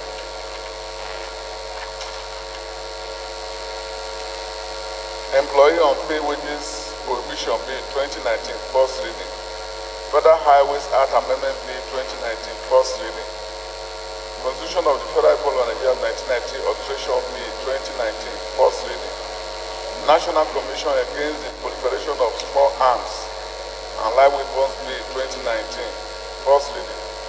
National Postgraduate College of Medical Laboratory Science Examining Bill 2019, first reading. Nigerian Police Corps Establishment Bill 2019, first reading. Art Certification Act Amendment Bill 2019, first reading. Nigerian Meteorological Agency Act Amendment Bill 2019, first reading. Nigerian Communications Commission Act Amendment Bill 2019, first reading. Federal Capital Territory Education Resource Center Establishment Bill 2019, first reading. Constitution of the Federal Republic of Nigeria 1990 Alteration Bill 2019, first reading.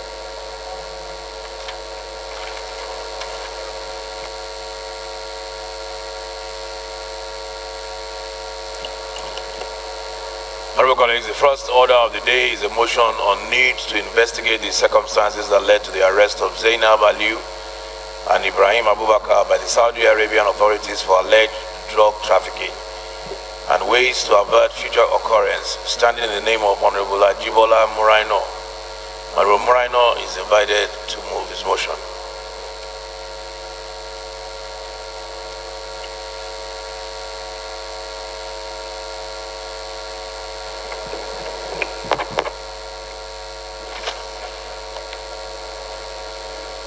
Right Honorable Speaker, honorable members, I am Dr. Honorable Ajibola Muraino. I'm representing Barapa Central, Barapa North Federal Constituency. Speaker, honorable members, I am from Oyo State. Mr. Speaker, honorable colleagues, I have a motion and with your kind permission, I beg to move. The House notes that the federal government, after a series of diplomatic negotiations, on April 2009, secured the release of Zainab Aliu and Ibrahim Abubakar from the Saudi Arabian authorities after establishing their innocence on alleged drug trafficking case against them, which would have led to their execution. The House is aware that Saudi Arabia has zero tolerance for drug trafficking as the crime is a violation of Sharia law and that some Nigerians have been executed over the crime, the latest being Kidra Tapalani, the widow and mother of two. The House is also aware that the National Drug Law Enforcement Agency established that Zainab Aliu, a student of Yusuf Maitama University, Kano, was a victim of a drug cartel that specializes in placing hard drugs in bags of travelers. The House is cognizant that NDLEA launched an investigation that led to the arrest of 10 suspects, and after interrogation, 6 of them confessed their level of involvement in the various acts, and investigation led to the following. 1. NDLEA asserted that the departure hall was always overcrowded, with the possibilities of members of the public gaining access to restricted areas. 2. NDLEA, in an effort to curb a future reoccurrence, recommended that passengers will now be allowed into the departure hall for screening in batches for proper security checks. 3. Airline operators are now to provide a form where each passenger will indicate the number of luggages he or she was traveling with, and the form will be duplicated with the passenger having one, whilst the airline operator will give the duplicate. More NDLA officers are to be posted to man the screening points at the airports.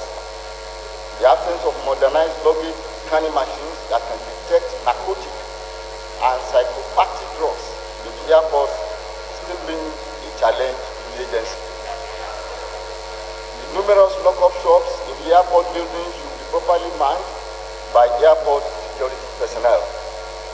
The House believes that the Federal Airport Authority of Nigeria FAN and the NDLEA have failed to carry out their statutory duties in ensuring that passengers are well screened before departure and given necessary security checks and clearance in line with best international practices. The House believes that necessary measures should be put in place to avoid Nigerians being made to face embarrassing security checks in their destination countries or being roped in on phantom allegations. The House resolves to constitute an ad hoc committee to investigate the circumstances that led to the arrest of Zainab Ali and Ibrahim Abubakar by the Saudi Arabia authorities for alleged drug trafficking and report back to the CCA for the legislative action. Right Honorable Speaker, Honorable colleagues, I beg to move in terms of the motion papers. I move some the move. Okay, Honorable Munir, you want to second the motion?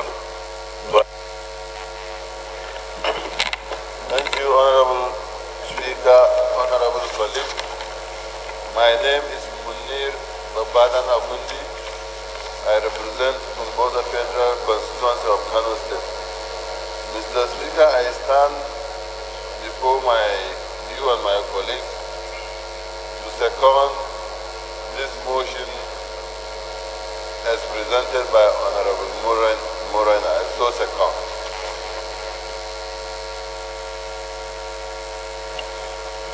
Those in support of this motion as moved and as seconded, please say aye. Those against, please say nay. The ayes have it. Honorable colleagues, this appears it's an investigative motion, and in our normal tradition, it's an investigative motion. I'll just put the question. There's no need for a debate on it.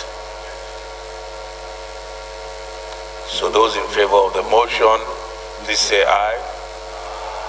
Those against, please say nay. The ayes have it.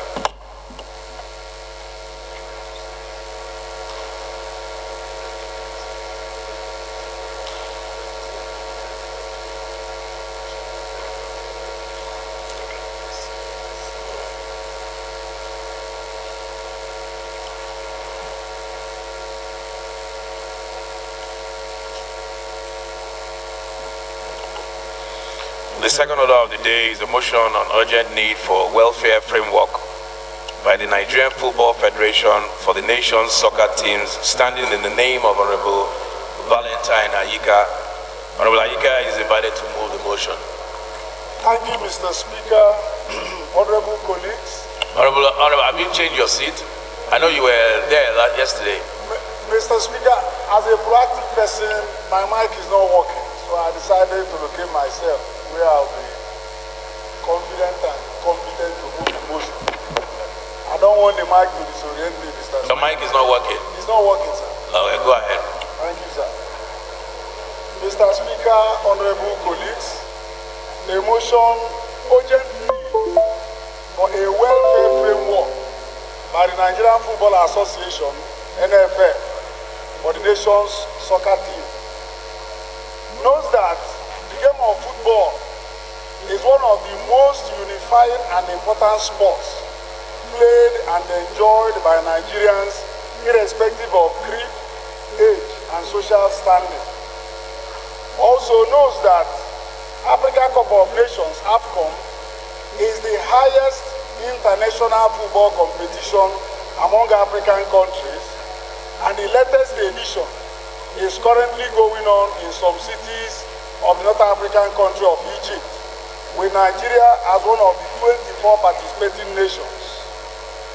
Cognizant that Nigeria has hosted the tournament twice and won it 3 times. Aware that Nigeria has qualified for the round of 16 stage of the current edition, having beaten her first 2 opponents, garnering 6 points in the process.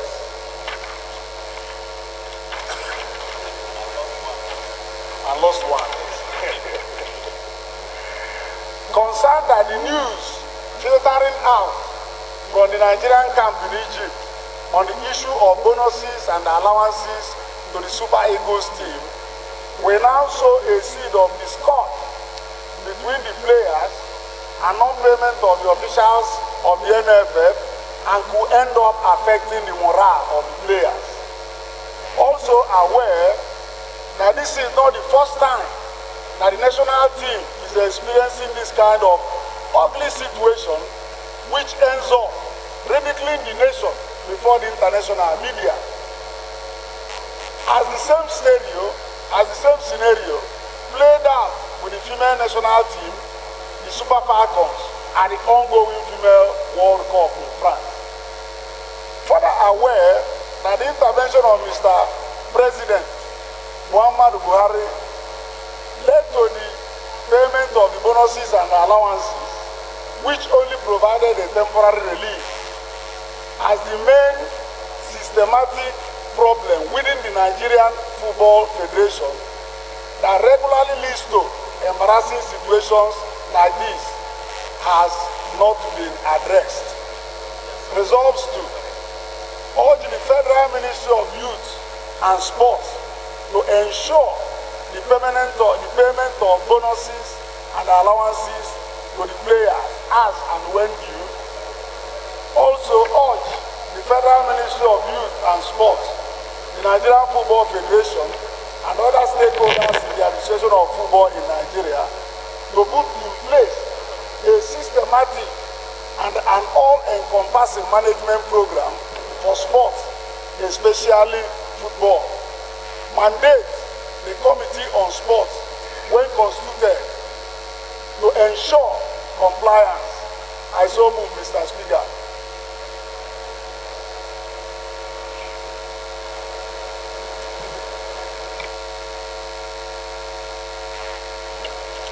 Any seconder?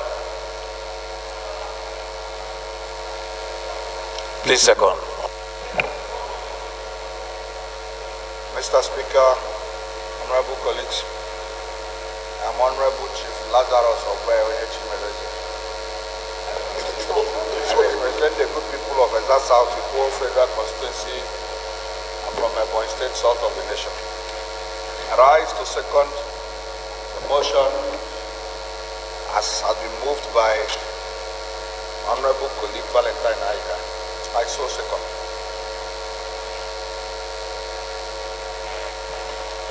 All right, please lead the debate. Mr. Speaker, distinguished colleagues, I remain Honorable Barrister Valentine Aika, member representing one of the only constituencies where there are no bad people. That is Njikoka, Nudukobia, and Anocha Federal Constituency of Anambra State.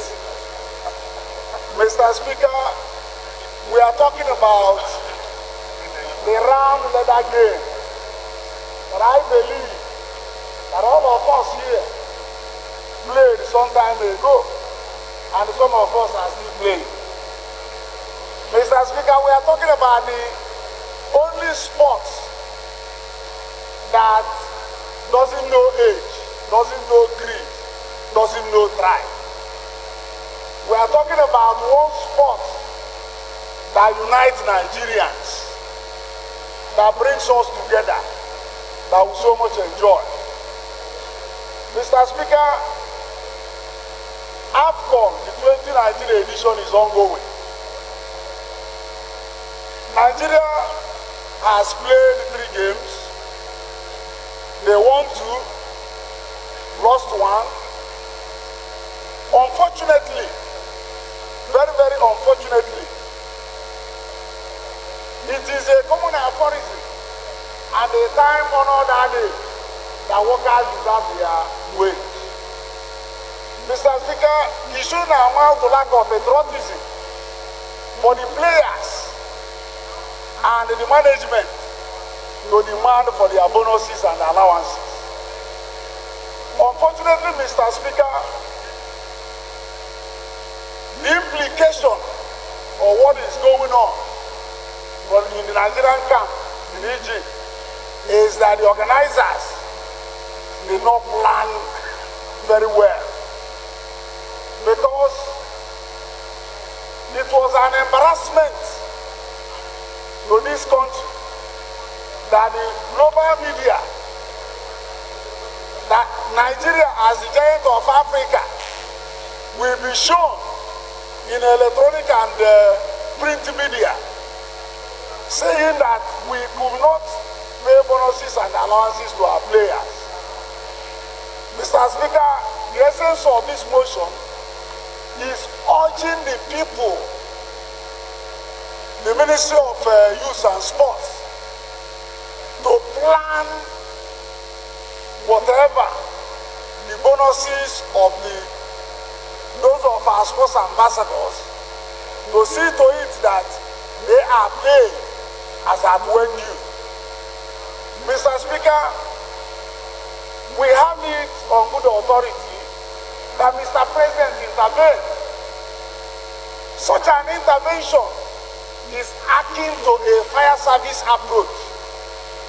It is not supposed to be the job of Mr. President to start calling the NFF official to plead with them or for him to approve for people who are wearing our national flag for them to be paid. It is something that should have been planned from day one. That is the essence of good planning.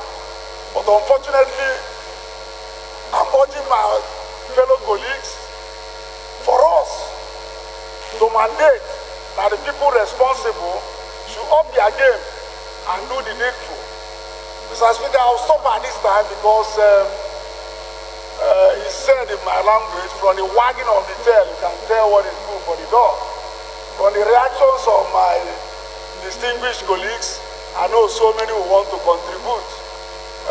On that note, Mr. Speaker, I'm saying let honorable colleagues give the necessary support, let the right thing be done. Like I always say, quoting Martin Luther King Jr., which says that the time is always right to do what is right.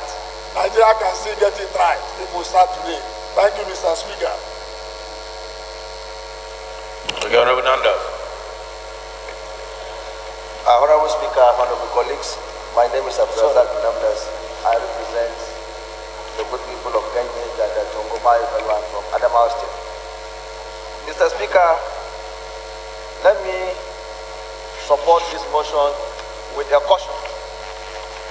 I am also a football enthusiast, and I'm many Nigerians are very enthusiastic about football, particularly. It is true that we would like our players to be paid as bonuses as and when due. It will actually be embarrassing to say that a big country like Nigeria, all the time we are in the news for the wrong reasons. But Mr. Speaker, I'm only concerned about the prayers of the motion. If you read the first prayer, the move of the motion said, he urged the Federal Ministry of Youth and Sports to ensure the payment of bonuses and allowances to players as and when due. Mr. Speaker, allowances and bonuses of football men is always with the NFF, not the ministry. They are not paid by. In fact, the budget of the NFF is in the ministry. And one of the challenge is that the NFF are always complaining that the ministry has not even released their monies to the NFF. So if you are saying it is the ministry that should pay, then there is a problem here. That means I feel that the law is that the NFF should be in charge to pay our players bonuses and what have you. And if the bonuses is also domiciled in the ministry, and the ministry have not released it, then that means the problem is even with the ministry, not with the NFF. So I think we should look at that very carefully. And number two, urge the Federal Ministry of Youth and Sports, the Nigerian Football Federation, and other stakeholders in the administration of football in Nigeria to put in place a systematic and all-encompassing management program for sport, especially football. Mr. Speaker, simply this same motion too is stating the obvious. This is the job of what the ministry has been doing and what the NFF is doing. So if you come to the third motion and a third prayer that mandate the Committee on Sport to ensure compliance, they are simply just doing their job. So we are not doing something new. But I quite agree with him that we have issues of payment of bonuses, and it should not be done, even with our female footballers and what have you. And we are a nation of football, we should show example. But I think we have to be very, very, very clear on what we actually want. But if it is a ministry, Mr. Speaker, I doubt much we can achieve that. I said, let me intervene here. I so contribute, Mr. Speaker. Honorable colleagues, they say old habits die hard. Can you, if you want to talk, can you indicate by pressing the green button on your little console, please? It makes it a lot easier for everybody. Yes, Honorable Osai, go ahead. Yeah, thank you, Mr. Speaker, distinguished honorable colleagues. I remain Honorable Osai, Nicholas Osai. I represent Nuko Kwani Mira constituency of Delta State, Mr. Speaker, distinguished honorable colleagues. Mr. Speaker, in supporting the submission of the last speaker as if they were mine, when you were straight, including the body of the motion that talks about intervention by Mr. President, I think it is the duty of Mr. President to have intervened in the first place. Because the signature to the Appropriation Act lies within the domains of Mr. President. Mr. Speaker, in releasing money, I think that's the crux of the matter.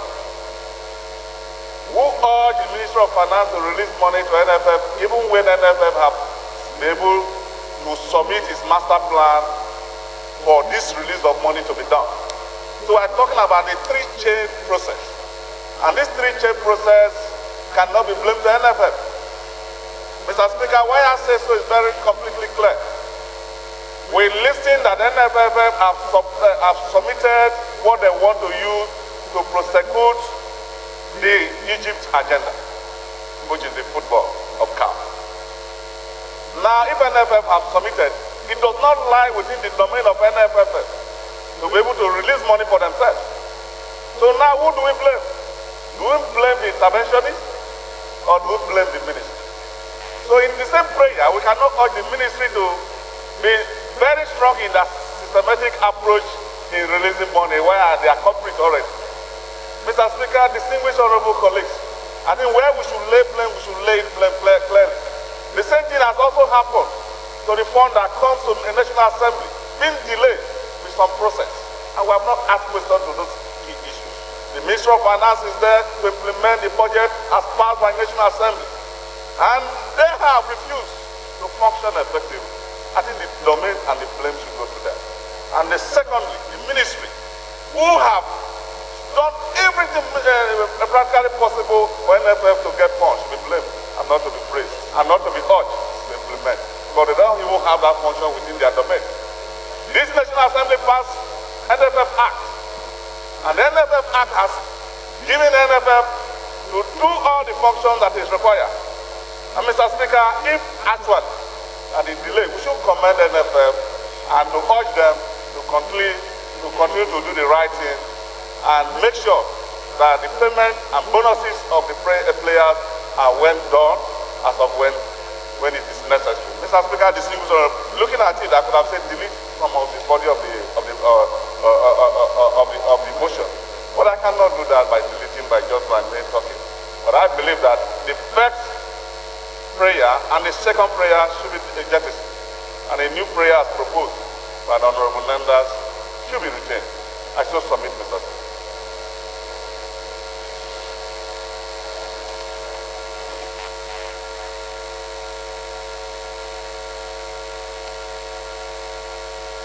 Honorable Ayeni. Thank you, Mr. Speaker. My name is Lawrence Babatunde Ayeni. I represent the two people of Atamosa West, Asia East and Asia West in the State. Mr. Speaker, the issue of the delegates on sport. We represent Nigeria every time, and at the same time, the NFF Sport Ministry do embarrass us by giving them their bonuses. What happened in 2007 when our Eaglet represented us at South Africa, South Korea? It got to the stage when our delegate then, led by late Stella, we are about to meet Colombia, and the issue of the money arise. It was our governor in Lagos State that rescued us out there. And in 2012, when we were in South Africa, about to make Benin, our players decided not to even show up for that day. Until when the delegate came from Nigeria to South Africa on that day before our players were able to perform. And at the end of the day, we won the cup, led by Stephen Keshi. Why is it every time? This time around, we must take the bull by the horn. In order to investigate well, is it the NFF, is it the ministry, or the organizer of the competition? Right now, in Egypt, our game, the first game, we won, the second game we won. Until when we not had problem of bonus, and we lost to Madagascar, in which, as the giant of Africa, in 1994, when we had problem in Nigeria concerning the political saga, then the Abiola issue, if not because of football, our Eagles, then they call them Eagles, we are about to play that competition and we have problem here. But everybody now laid down the weapon, and that solved the issue of the political embargo on that. So it means that Nigeria, we are keen in football and even the sport. And sport, we use it as an employment for our youth. So right now, if those people, the talented people that we're supposed to even encourage, is their talents, we must encourage them by giving them what belongs to them. Right now, we are not denying them. At the end of the day, we are now in the middle of the competition in Egypt. The round of 16 will soon be started, and within 2 weeks. So it means that this house take it upon themselves to set up a powerful committee in order to investigate this, and so that they will be able to manage the situation before in the next 2 days, the round of 16 will start. Before the round of 16, so that we will be able to manage it in order to make us at least perform well, and the delegates will be able to know what and what to do at the end of the day, so that our players will be encouraged to perform more and to get us out of this embarrassment. That is my advice.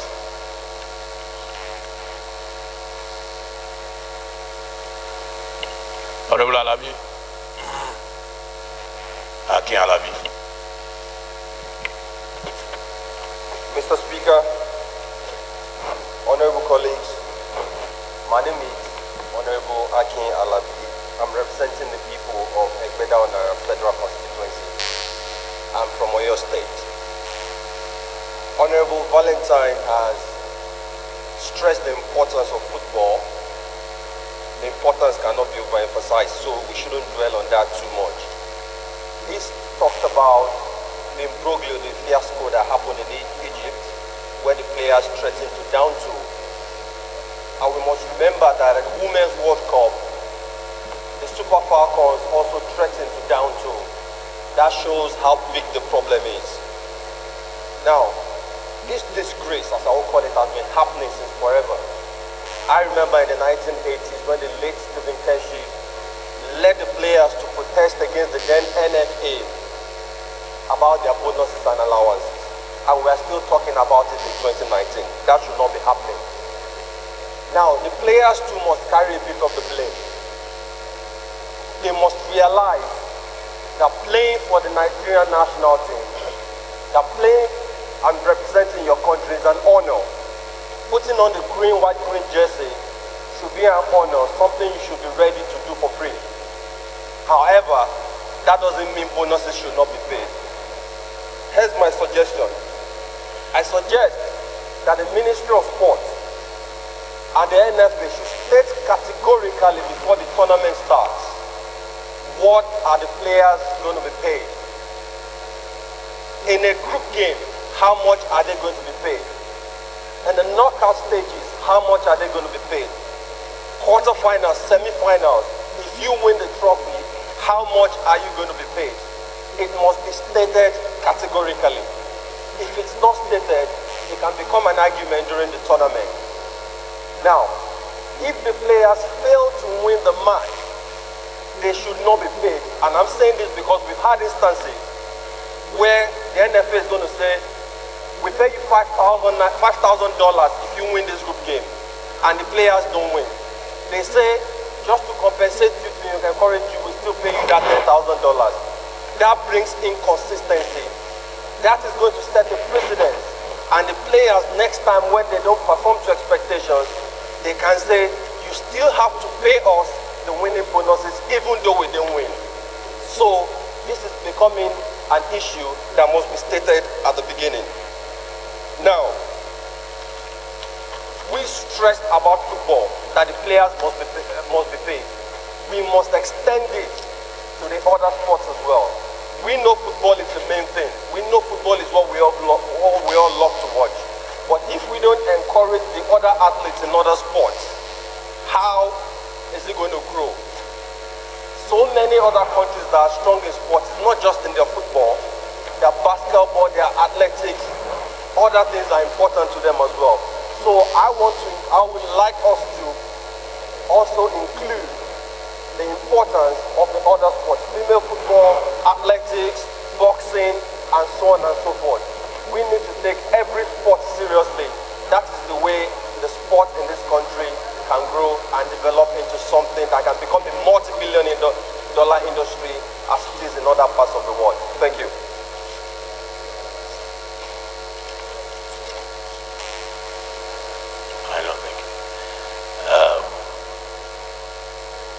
Honorable colleagues, some of the honorable Namdas had an amendment.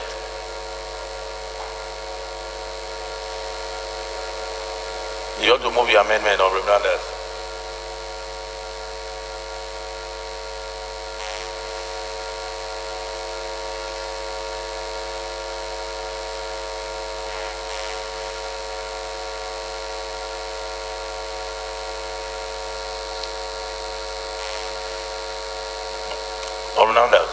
Go ahead and move your amendment. This is just for the... Mr. Speaker, my amendment is that we should urge the NFF to put a systematic way of warehousing a special fund for payment of bonuses or other activities to ensure prompt payment. That is one. And then to refer the matter to a committee on sport when constituted. I so amend, Mr. Speaker. Okay, so you have two amendments. On the first amendment that a special fund be created by the NFF, is there a seconder? Is there a seconder to the first amendment by Honorable Namdas? Honorable Namdas, where are your friends?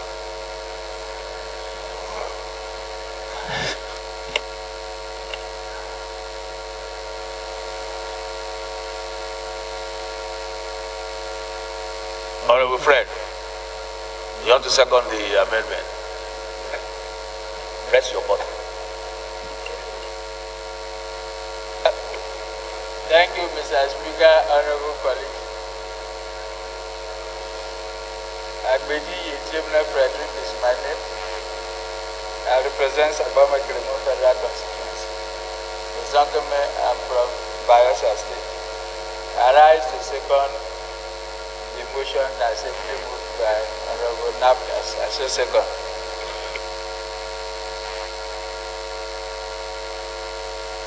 Those in support of the amendment as moved, please say aye. Those against say nay. The ayes have it.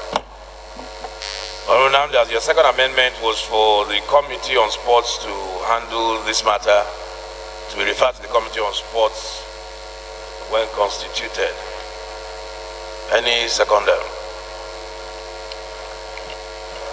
Honorable Idem.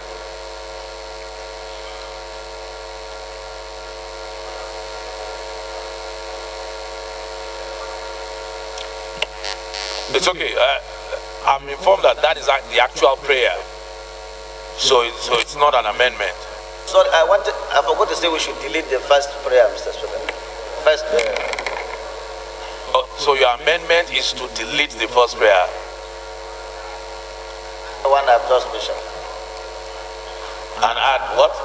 To delete the first prayer and replace it with the one I've just amended, Mr. Speaker. But that's already because that's what I'm saying. That's already part of the. So let's just say deleting the first prayer. Yes. Okay, that's your amendment to delete the first prayer because what you want to add is already part of the prayers. Okay, so is there a second, Honorable Idem? You want to second the amendment to delete the first prayer? Speaker and honorable colleagues, both ranking and non-ranking. My name is Idem Unyime. Which category are you? Are you ranking or non-ranking? Non-ranking, all right. My name is Idem Unyime from Ukanafun, Urowonam Federal Constituency in Akwa Ibom State. I rise to second the amended motion, Mr. Speaker. I so second. Thank you. Those in support of the amendment as moved, please say aye. Those against say nay. The ayes have it. Further amendments? Any other amendment?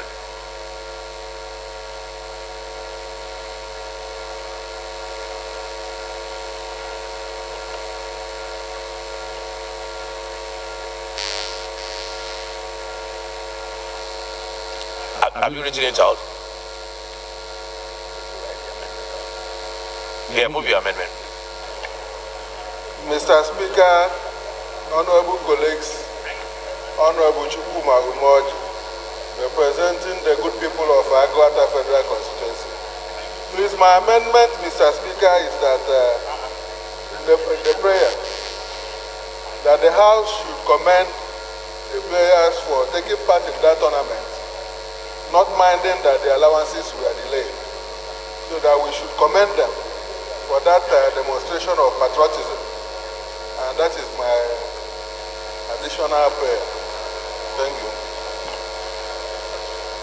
Honorable colleagues, Honorable Chukuma's amendment that in spite of the hardship, we should commend the players for their show of patriotism. Any seconder?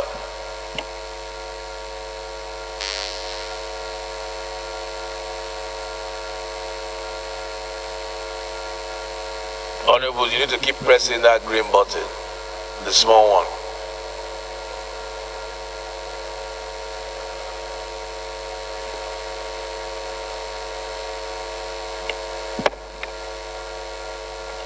Go ahead, Honorable.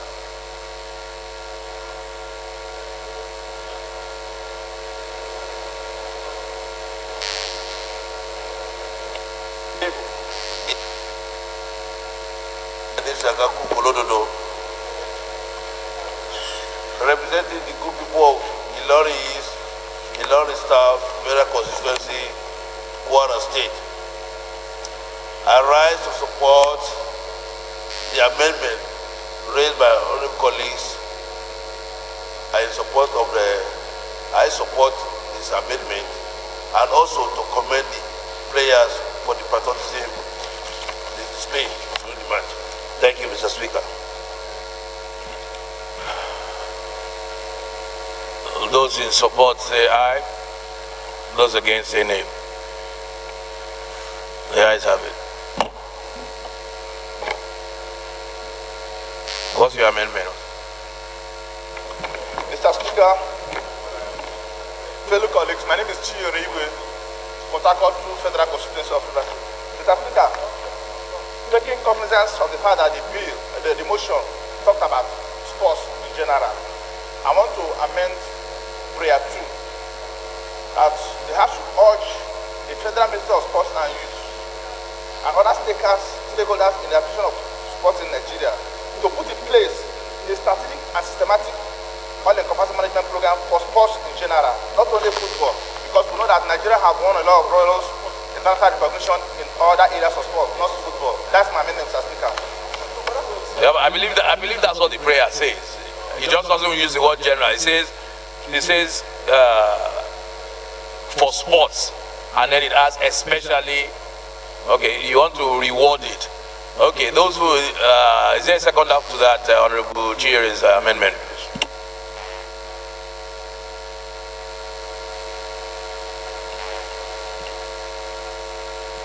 Your neighbor can second. I'm looking for a seconder for you. Haba. Any seconder?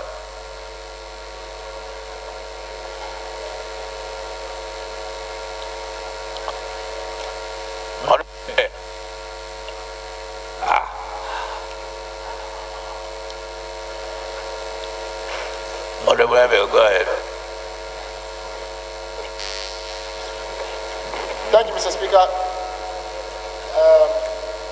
My name is Herman Hembe, Constitutional Federal Constituency. Mr. Speaker, out of loyalty to my old-time friend, I want to second it. Those in support of the amendment say aye. Those against say nay. The ayes have it. Those in support of the motion as amended, please say aye. Those against say nay. The ayes have it.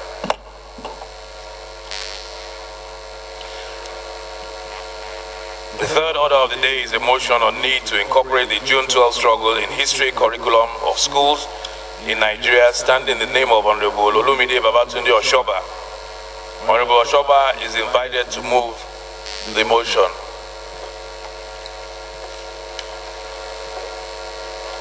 Honorable Oshoba, I understand you are stepping down the motion. Motion step down.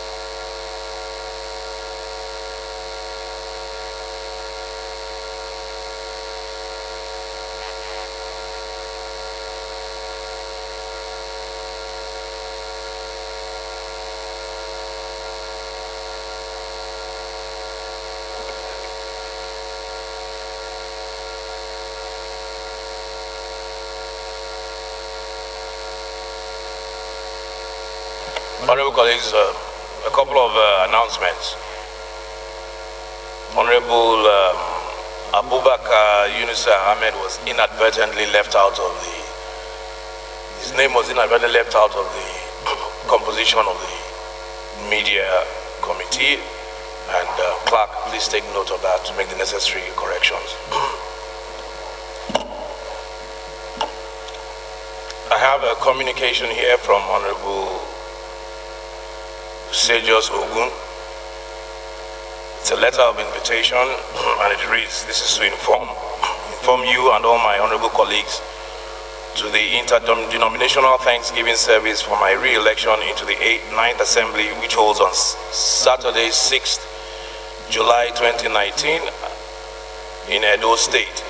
All members who wish to attend should kindly contact Honorable Nkole Ndukwe for flight bookings and accommodation arrangements.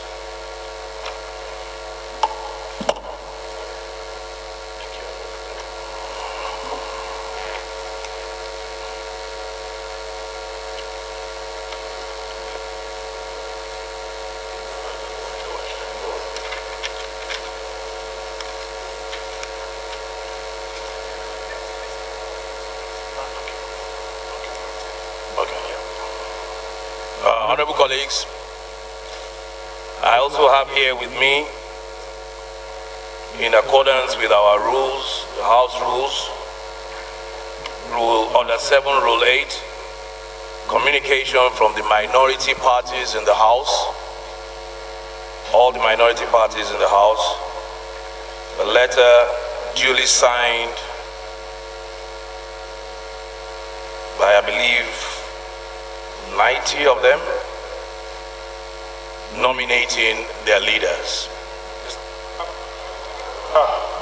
What's your order? What's your order, please?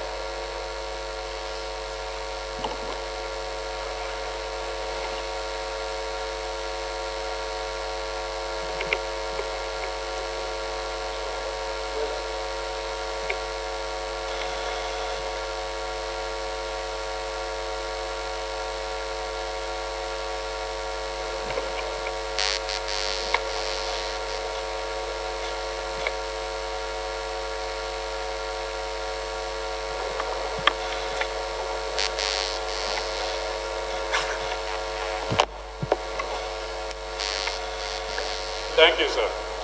Mr. Speaker, my dear colleague, my point of order is in on Order 6 of the House Rules. Page.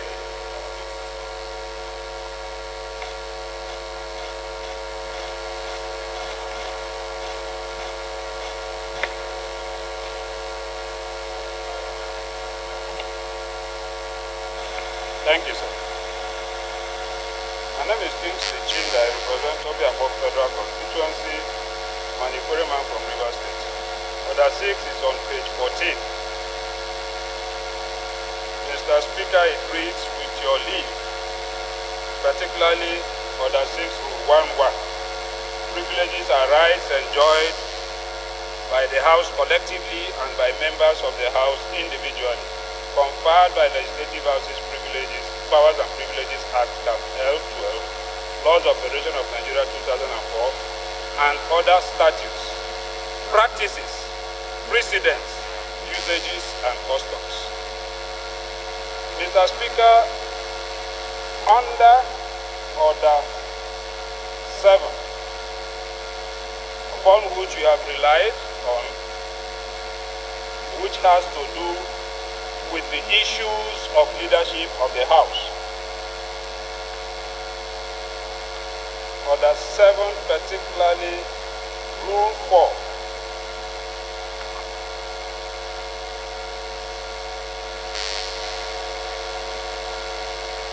Minority leadership in page 22.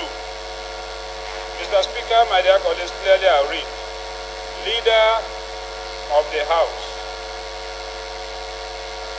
Sorry, sir, 8, which has to do with minority leadership. Members of the minority parties in the House shall nominate from among them the minority leader, minority whip, deputy minority leader, and deputy minority whip.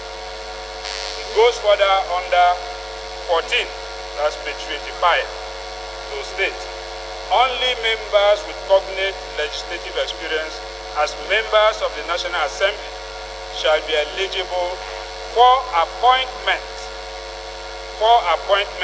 as principal officers of the House. Again, if you look at it closely, we will agree that no clear method. Party was not stated that letter should come from parties when it comes to nomination. But I take you back to order 1 of our rules, particularly order 1, rule 2, which says that in all cases not provided for hereinafter or by sessional or other orders, precedents or practices of the House shall by resolution regulate its procedure. Therefore, if any provision is not clear in our order, you rely on precedents and practices. First, where there are no precedents and practices, then we can by resolution provide for that lacuna. Mr. Speaker, you have been minority leader in this House. You have also been majority leader in this House.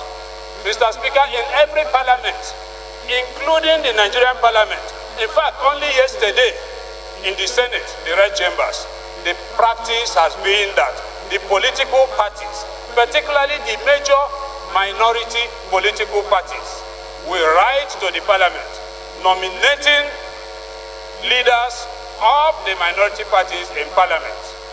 Our practice has never been that members will collect signatures and nocturnally forward same to the Speaker to elect or nominate members and leadership of the minority in the House. I would therefore crave, Mr. Speaker, to please suspend that letter, which is not in tandem with convention and practice in Parliament, and allow peace, allow justice, allow fair play to come in. Let us comply with practices and precedents that have been in place. I would want to also state further that the People's Democratic Party has forwarded a letter to Mr. Speaker with an acknowledgement, which copy I have here. I can also serve a copy. With acknowledgement from the office of Mr. Speaker, I can serve a copy to Mr. Speaker if he so wishes. I think that that is the practice that has been in place. If there is any reason why it should change, it should be collectively agreed. Therefore, Mr. Speaker, I pray that you do not step on my rights as a member of this parliament who has enjoyed that practice and precedence over the years. Thank you, sir.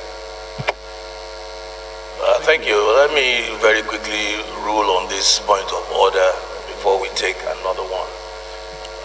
Honorable Chinda, your points are well taken, but unfortunately, I think they misstate the law and the rules of the House.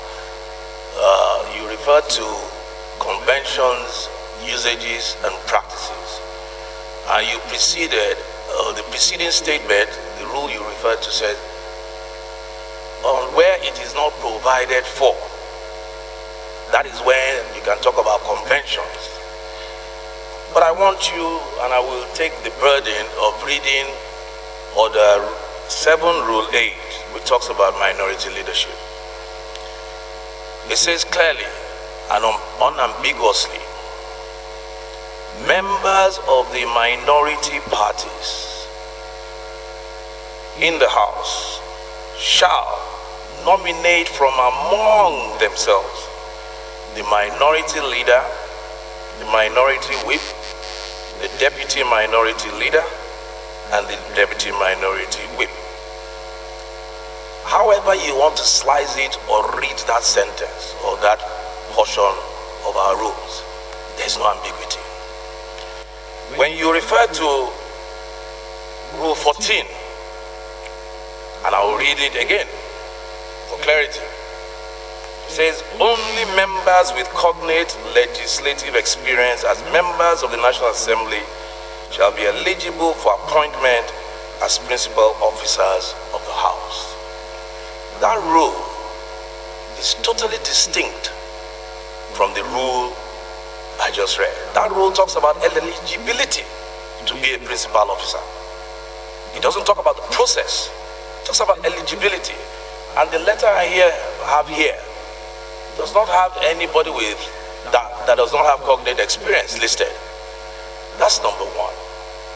Number two, going back to the 7 Rule 8, it says members of the minority parties. There's several minority parties in this house. If you are telling me that the PDP has written a letter to me stating who the minority leadership, the people in minority shall be, it is outside the scope of PDP, because PDP is only one minority party. Other minority parties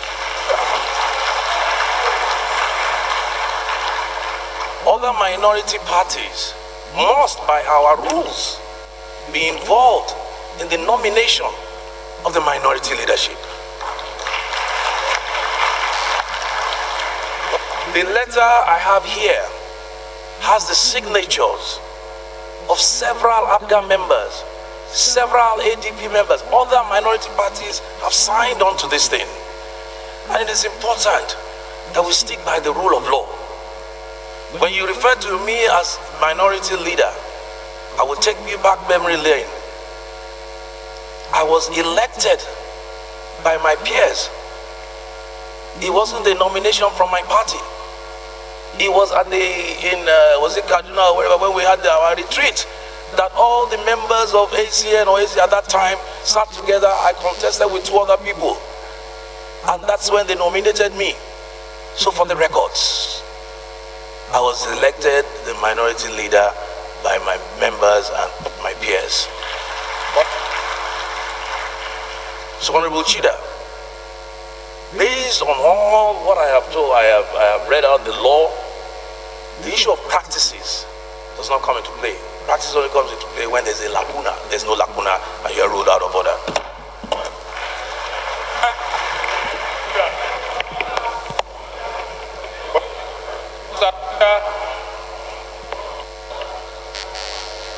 Mr. Speaker, as a member, I want to stand on my honor.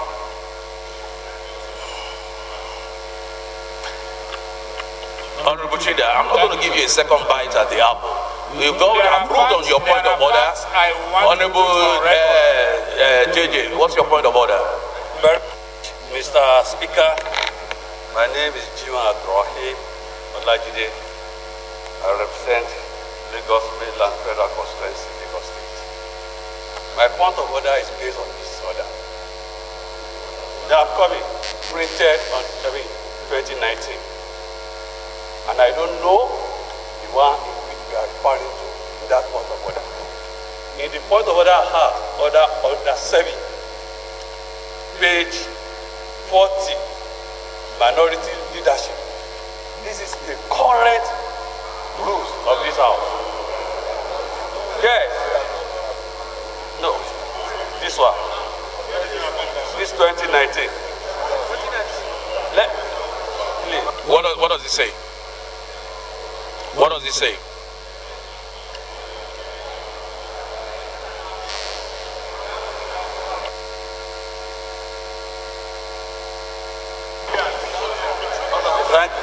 Please. I stand to be corrected.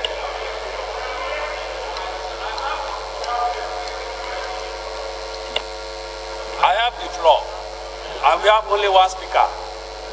I want to say this, Mr. Speaker. If I am mistaken, you can correct me. You have the time to do that. What is at your back here is a joint task, and we are here on that basis. Allow me to hear my voice, and it's very important. If I'm confusing you, please correct me. That's the purpose of being here together. What I have here is quite different from the point of order 7, under the minority in which Honorable Jinda refers us to. And that's where I want us to be corrected if I'm making a mistake. Under this one, the minority leadership is very clear. Page 40, rule 31. Please, you are not the speaker. Please. Honorable JJ, can you go ahead, please? Go ahead.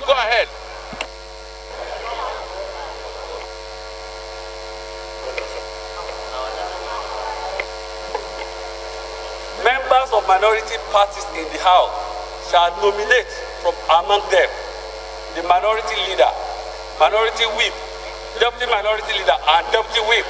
This is what I have here. And it's quite different. It's quite different from, please, it's quite different from what I have and what he has. And that's the point I'm trying to make. Thank you. Thank you, Honorable JJ. I'm going to go ahead and read the letter I have here.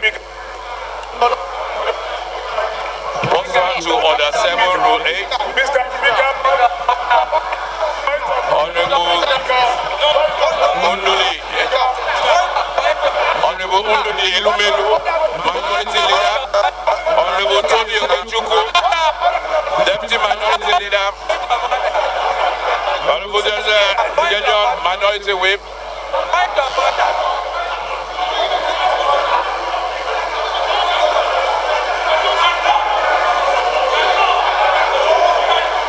and Honorable Adekoya, Deputy Minority Whip. Honorable, move for adjournment, please.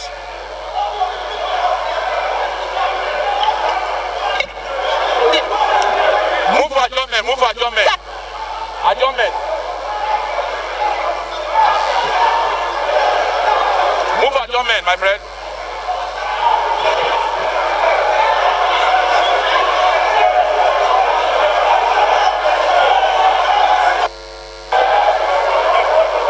Mr. Smith.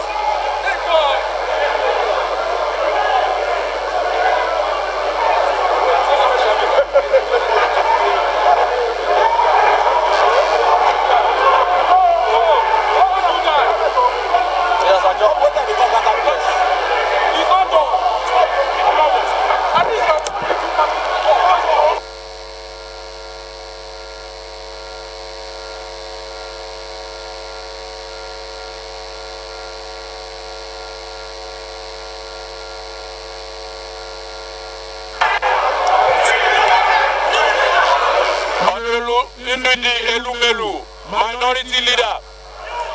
Honorable Tomi Okechukwu, Deputy Minority Leader. Honorable Gideon Goni, Minority Whip.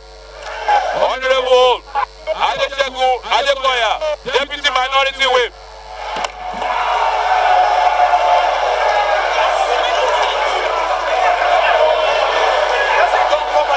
Yeah, no problem. Yeah, I just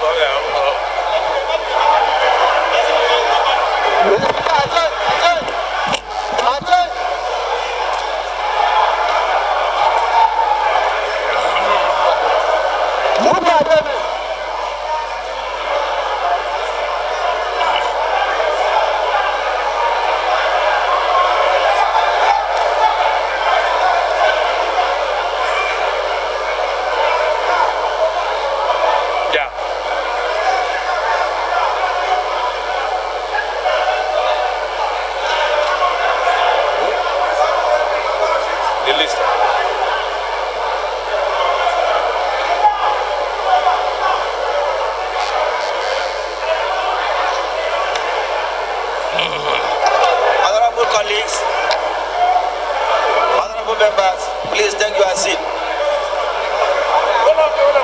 Honorable colleagues, honorable members, please take your seat. Please take your seat. Honorable members, we have not adjourned yet. Please take your seat. Please take your seat. Honorable members, please take your seats. We have not adjourned yet. Take your seats.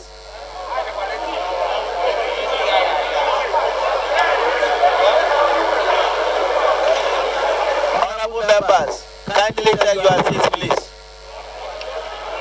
Kindly take your seats.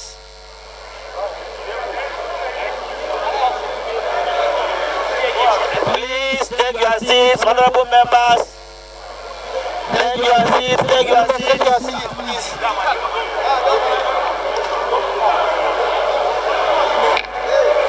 Honorable members, take your seat, please. Please, please, please. Allow the sergeant at arms to do their job. This is not PDP, APC, I'm a member of APC and I signed for a new member. I'm a member of APC, Minority Party, and I signed for a new member. Please take your seats, honorable members. Take it all. So we have not adjourn this house yet. We have not adjourned the house. Yes. Please.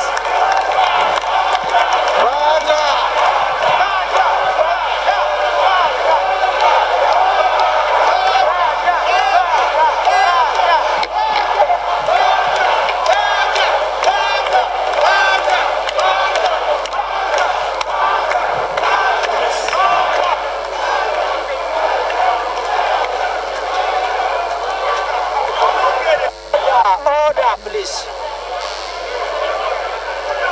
Yes, please. Honorable members. Honorable members. Take your seats, please. Order. Go back to your seats. Members, go back. Please go back to your seats. Members, take your seats. Please, man, please. Don't Allah punya kuzanda. Don't Allah punya kuzanda. Members, order. Don't Allah. Honorable Jolie. Order. Please now. Don't Allah punya kuzanda. Allah kuzanda. Zama Jolie. Don't Allah. Order.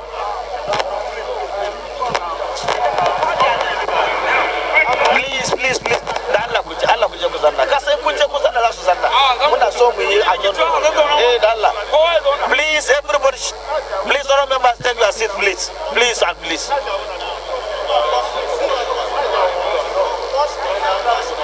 Please. Honorable Namdas. Honorable Namdas.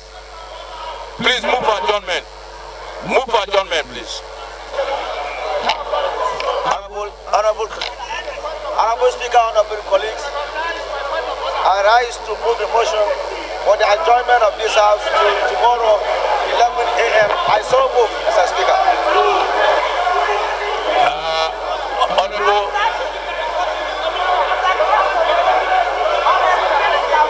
Are you seconded?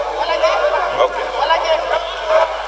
Motion for adjournment seconded. The house is adjourned till 11 a.m. tomorrow.